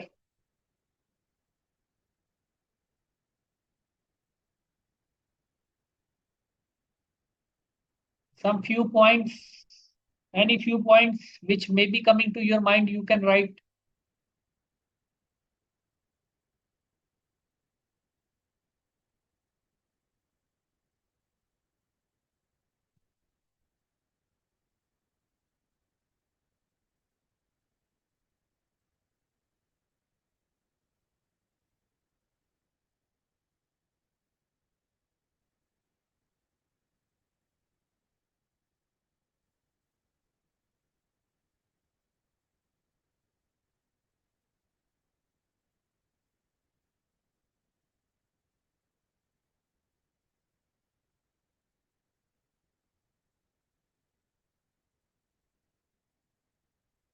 Yes, enabling the conduct of quality control and inspection. Perfectly right, Anurag. What else?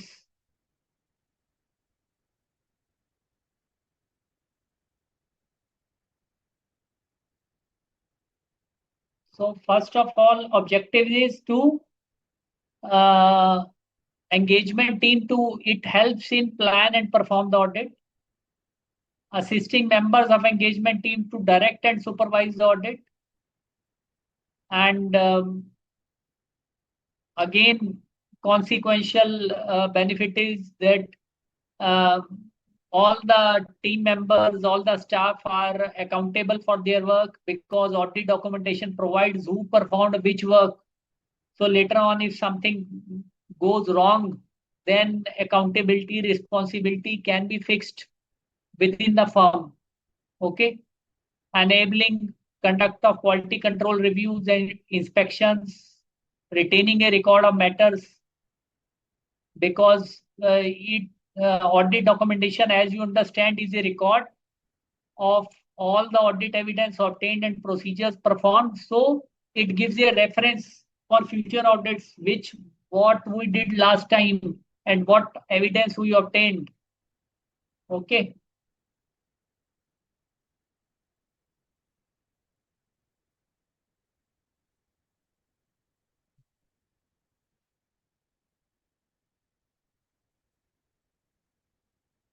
So what should be the form of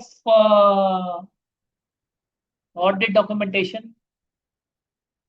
So that the audit documentation should be such that it is sufficient to enable an experienced auditor who having no previous connection with the audit, he understand that what this documentation is all about. Okay, that which procedures have been performed, how samples were taken, at which time these were performed, and what was the result of those procedures, so that he can see that he can make out whether the conclusions the auditor reached and the opinions he expressed was proper or not.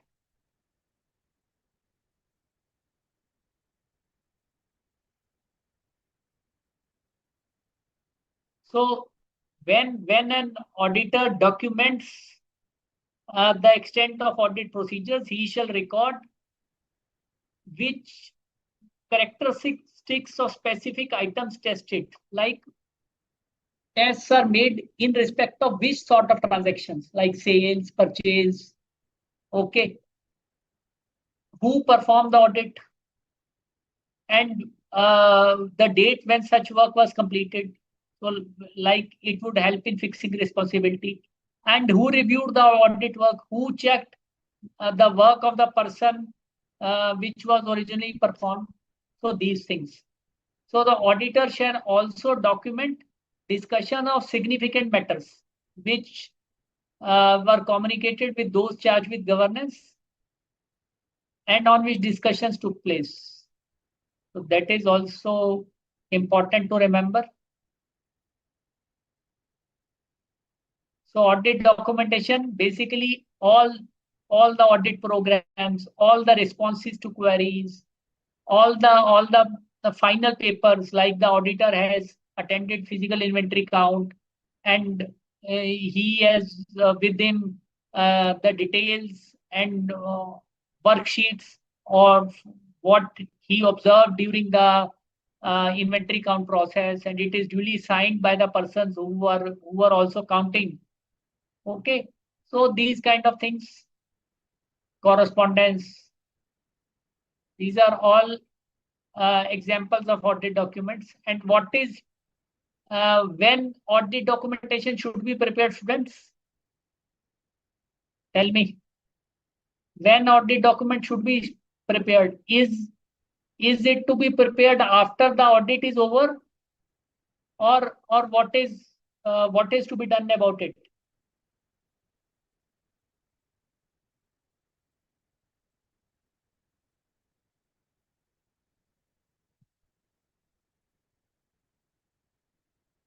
Yes, Harshit, right. Along with the audit. So audit documentation has to be prepared as the audit progresses. Why it is so?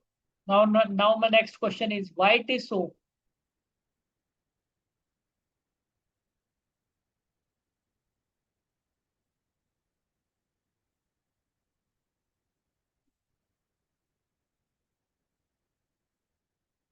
Because if you document the things as you conduct the audit, so you are likely to record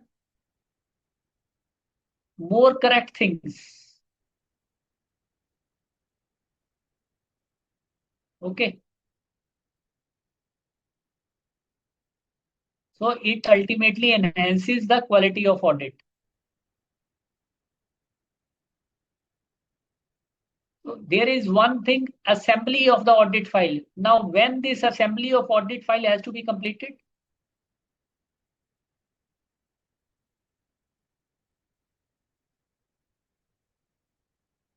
So auditor has performed the audit, the documentation is with him. So there is a time to complete the assembly of the file, means arranging the papers and deleting certain rough or draft papers. So this has to be completed within a period of 60 days, 60 days after the date of auditor's report. Okay. And remember that this assembling is an administrative process of just arranging, marking, cross-referencing. Okay. So these things can be done in the in assembling the audit file, but certain changes can be made to the audit documentation, like deleting or discarding superseded information, like say earlier something was obtained and later on it was revised. So there is no use of keeping that old paper. So it can be discarded. Sorting, cross-referencing working papers, rearranging and cross-referencing where the information in one paper is related to other. Signing off on completion checklist, like during the audit, some signatures may have been missing on the checklist, so completing those. Okay, so these type of things. And also remember, students, that as per SQC1, the firms has to establish policies and procedures to retain the engagement documentation for a period of at least 7 years from the date of auditor's report. And in case of group audit, from the date of group auditor's report. 7 years timeline is important. Many times NCQ has come on this point. Okay. So who owns audit documentation? Quickly, students. Who owns the audit documentation?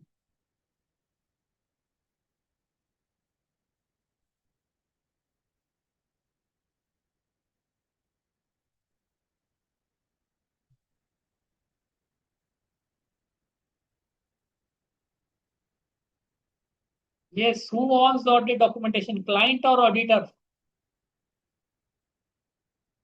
First of all, tell me this. Who owns audit documentation? Yes, audit documentation is owned by auditor. Harshit, Ms. Mansoori. So can he make available audit documentation to the client? If so, in which circumstances?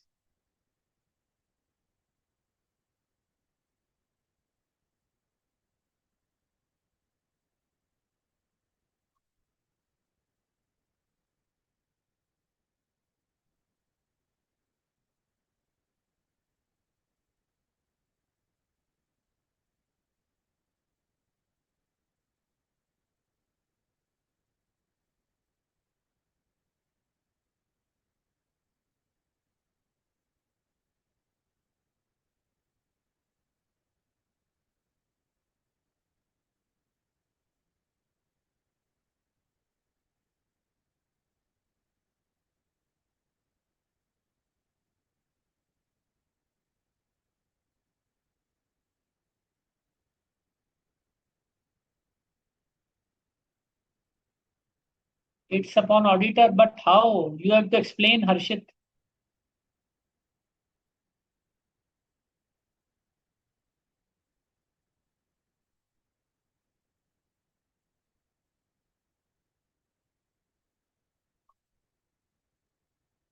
So he may make at his discretion, that is correct, make portion of or extracts from audit documentation available to clients, provided such disclosure does not undermine the validity of work performed or in case of assurance engagements, independence of the auditor. So it should not undermine, it should not damage the validity of work performed or independence of auditor in any way, it has to be insured. Keeping in these two considerations, the auditor can give certain extracts from audit documentation, make available to the clients. Now let us see questions in this respect.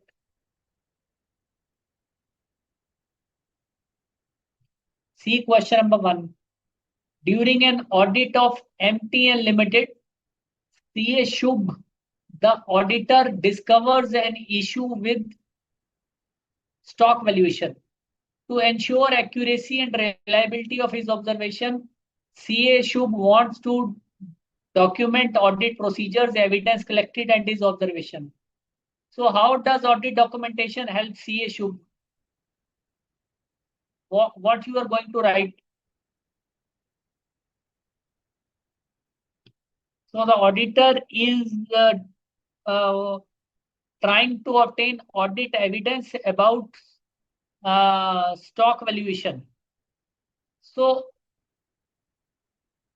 how does this evidence on stock valuation, which he is going to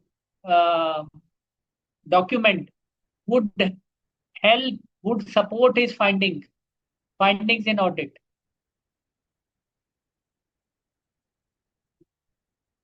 Again, simple theory question,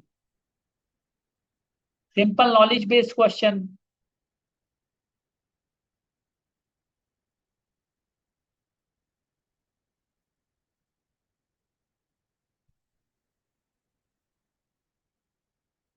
Yes, guys, come on. Again, those purpose, those advantages have to be written.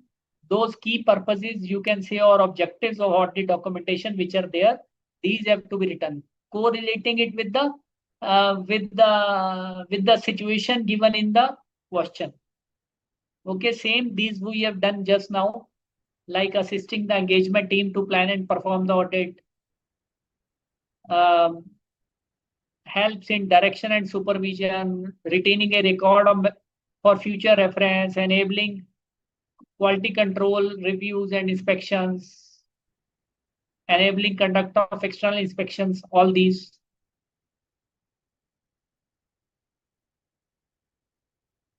Okay.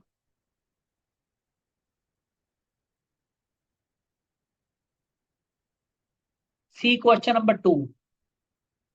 CA Tanuj completed the audit work and issued the audit report on 18th August. Now he has completed the audit work, issued the report on 18th August for financial year ended 31st March 24. Now, during the final assembly of audit file, he discarded some supporting schedules as these were outdated and corrected cross-referencing errors of working papers. No new conclusions were drawn and final audit file was assembled on 10th October. Okay. So on basis of essays, comment on the action taken by Anuj. Yes, tell me, students. His action of Anuj is correct. So how you are going to write it in the exams? So one question probably will come from this audit documentation chapter, likely of 4 marks, 4 or 5 marks. The very simple chapter, easy to understand.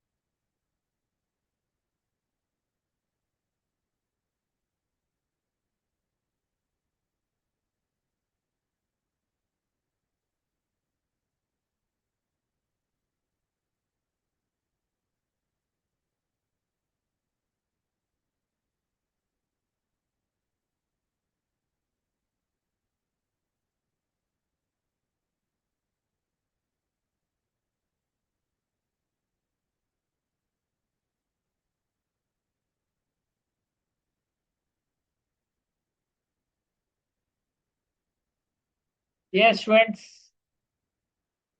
How would you assess the action of CA Tanuj? Very simple, straightforward question. What you are thinking, guys?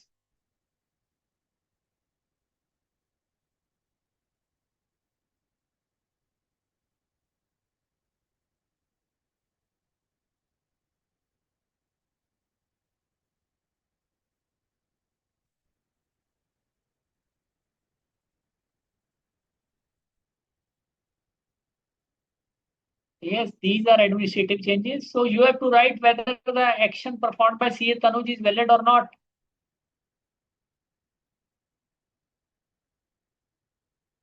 What is your conclusion, Harshit?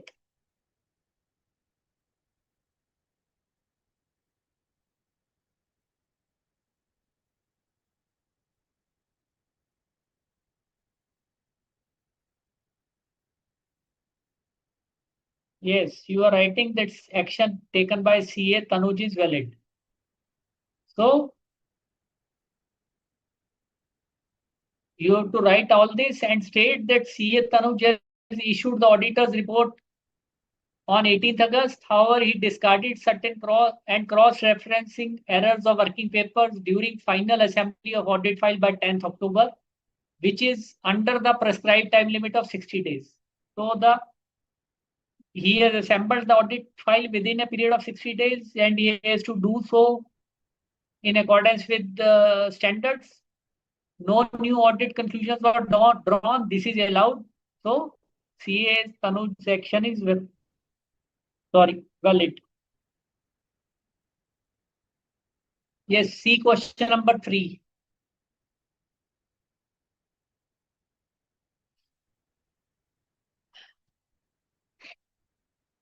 C question number 3. Massa KS, JS and Associates are stat auditors of Moon Limited for financial year 23-24. During an audit briefing, CS Sanket, engagement partner, explained that the auditor must assemble the audit documentation in an audit file and completed the administrative process of finalizing the audit file on a timely basis after date of audit report. Okay, again, same question. He has to complete the administrative process of assembly of audit file within 60 days. He also highlighted the requirements of SQC1. So explain the requirements related to timely assembly and retention of audit files. Now you have to explain two things. So one I have already told you, and what is the second? What does SQC1 say about it?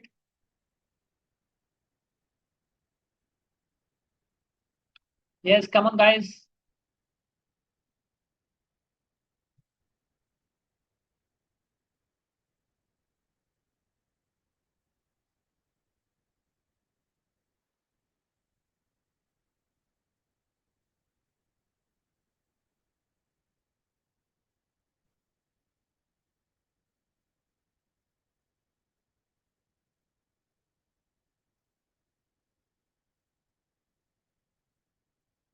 Yes, retention period is 7 years.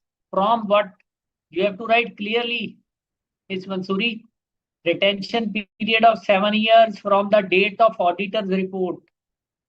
And in case of group audit, from the date of group auditor's report. You have to write the complete thing to get full credit. Okay. CAN auditor of Rock Limited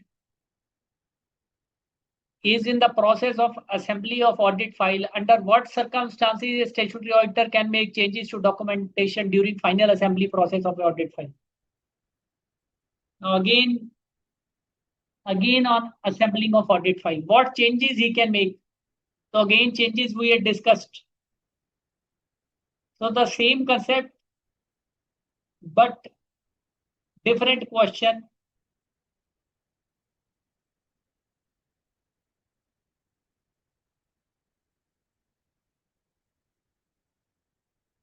So you would write that changes made to the during the final assembly audit process. These can be made only if these changes are administrative in nature, like deleting certain superseded information, cross-referencing working papers, signing off on checklists. Okay. So documenting audit evidence that the auditor has obtained, discussed with the relevant members before the date of auditor's report. Okay.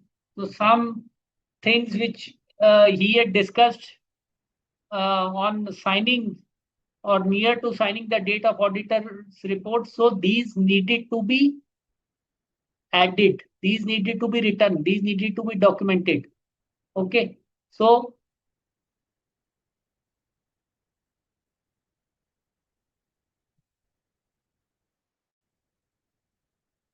next question number 5. See this question.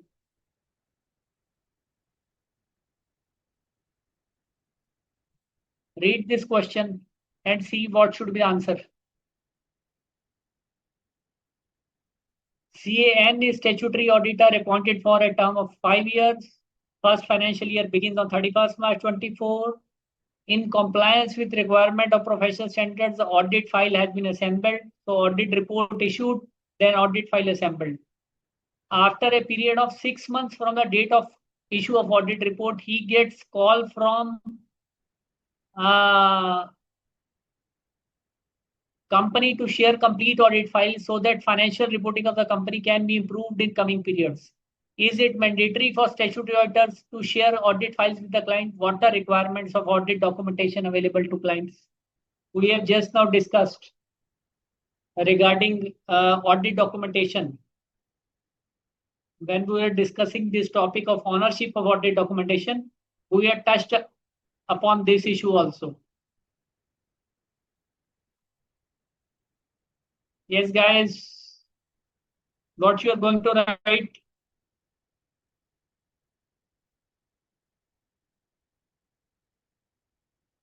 Yes, Harshit, it is not mandatory. So, but simply writing this won't do. So what else you will write?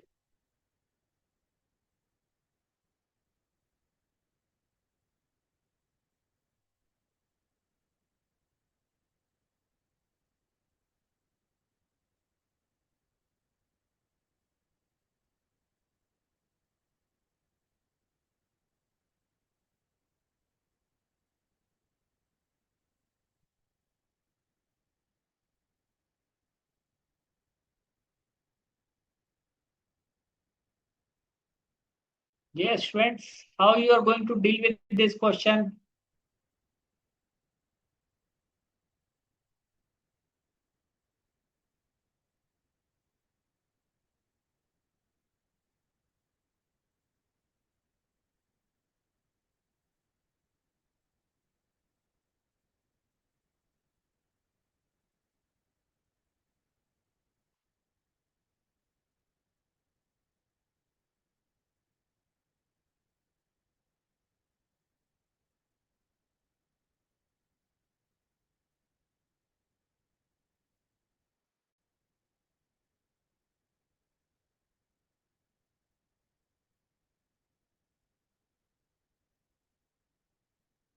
Yes. So as QC1 says, ownership with the auditor, he can give to the other party at his discretion. He can make abstracts, and but he has to take care to see that sharing these papers, these extracts, he doesn't undermine the validity of the work performed or independence of any of his personnel. This you have to write to make it a complete answer.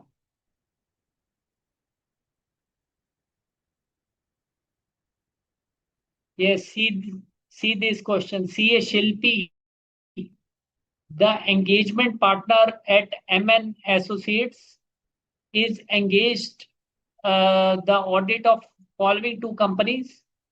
One is Z Limited,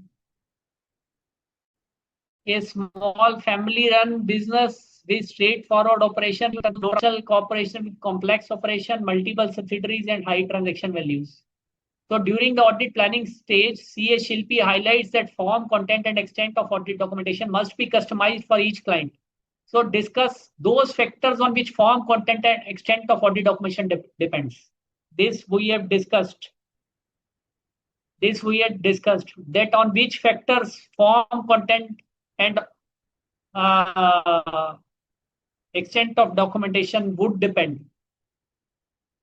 We had discussed this topic, but factors we had not discussed. So the question is talking about factors. Yes. The question is talking about factors.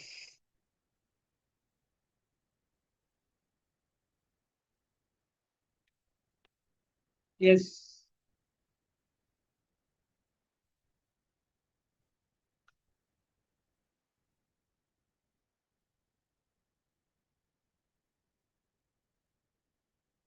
Yes, students, which factors should be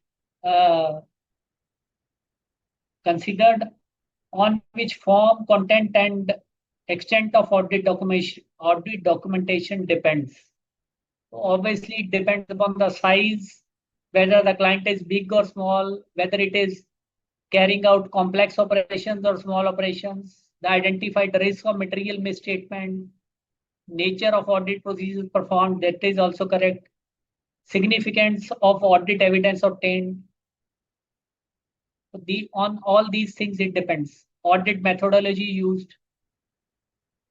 Next, CAPQ has prepared audit documentation of an entity.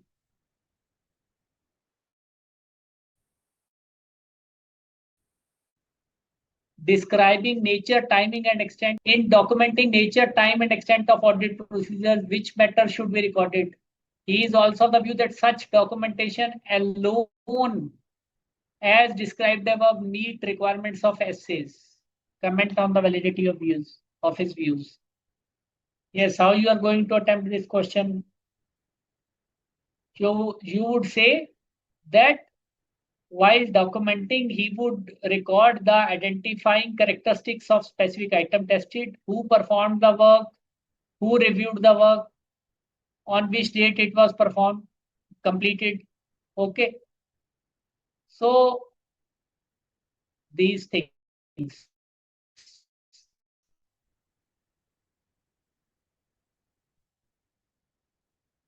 So the auditor has to prepare audit documentation as far as second part is concerned that would enable an experienced auditor to understand which procedures were performed, nature, timing, and extent, significant matters arising during the audit, results of audit procedure performed. So this thing alone, nature, timing, and extent of audit procedures would not help an experienced auditor to understand about the audit. So all these three things should be there.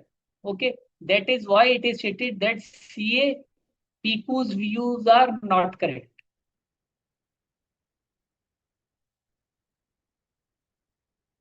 Next. See this question. Fairly long one, but easy.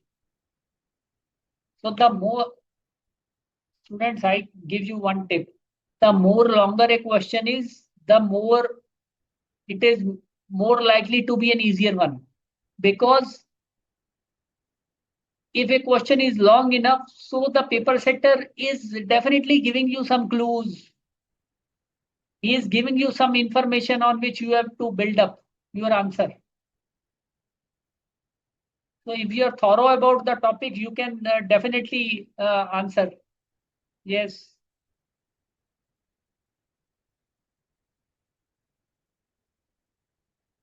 Now he had not earlier assembled the audit file. In nutshell, I'll explain to you.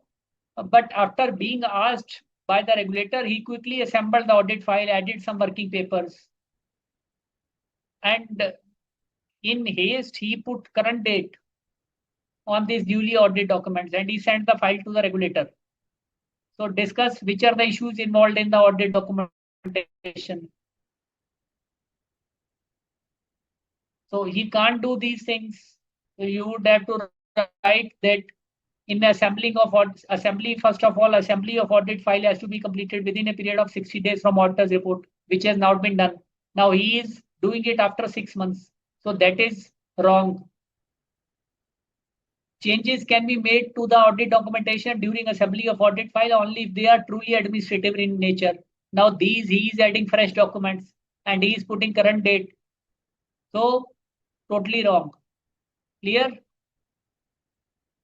Next, read this question. No, this question, sorry guys, this doesn't belong to this chapter. This belongs to essay 560. Or it belongs to it.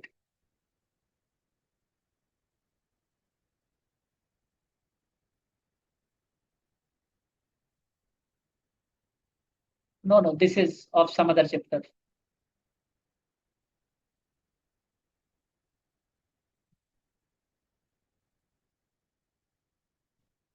So yes, Nish, you can unmute. Yes, any query regarding your preparation or on chapters, on questions? Yes, students, or should we take up two more questions?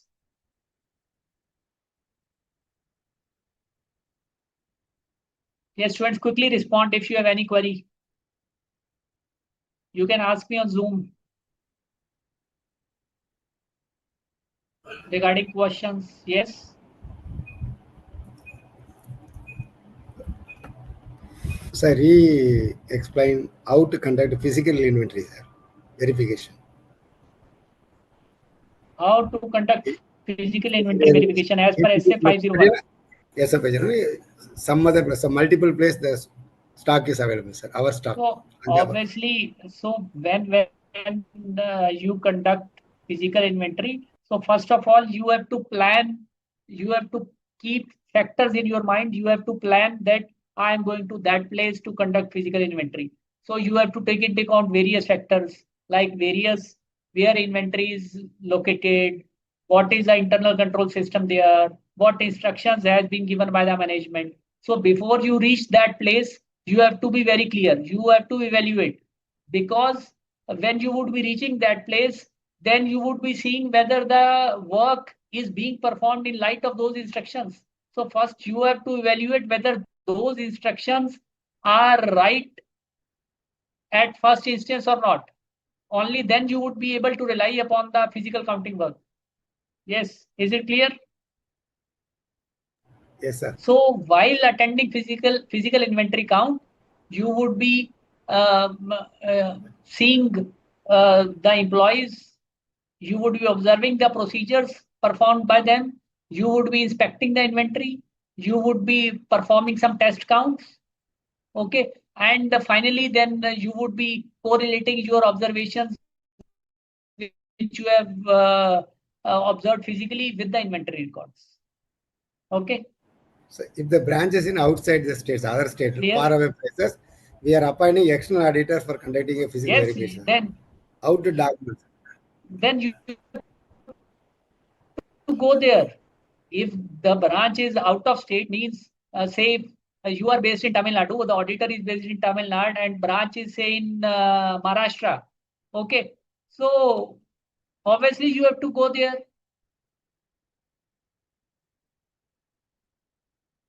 If the inventory is held at multiple locations. Thank you, sir. Okay. Yes, Harshit, you are saying chapter 8 notes are not uploaded on the portal. These would be uploaded, Harshit. Probably due to some administrative issue, it might not be uploaded. I would make it sure that these are uploaded. Any other query? So any standard procedure available for conducting bank audit, sir? Whether any Yes. audit standard programs, audit programs for No, bank? there are no standard audit programs as such. Again, it depends upon the say in case of a branch, you are auditing, so you have to see the working of the branch. Now, whether some branches are advances heavy, some branches are deposits heavy. Okay, some things are common. So obviously, audit program is to be tailored according to the business dealt by the branch. Say some branches may be dealing in foreign exchange. So then you have to include those points. Thank you, sir. Okay.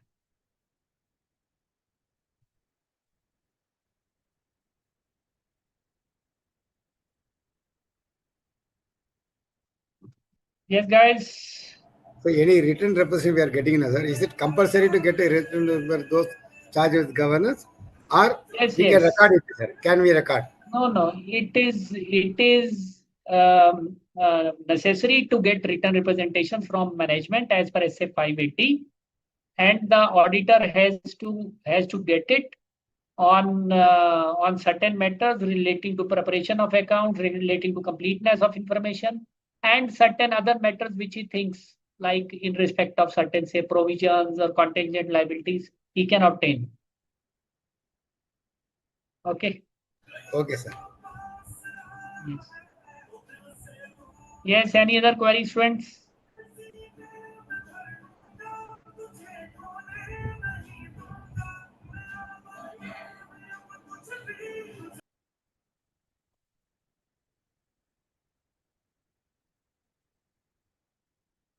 No. So it's all for today, guys. So we shall be again meeting on coming Thursday for our last revisionary class. That would be on chapter 9 and 11, audit of different types of entities and ethics. So again, chapter 11 and 9 questions are coming. So these two chapters also carry due weightage. So do come and enjoy the sessions and give your feedback at the required place if these lectures are helpful to you or not. Okay. So all the best, guys, for your preparation, and come out in your exams with flying colors. Thank you so much. Good night. Yes. Yes, sir.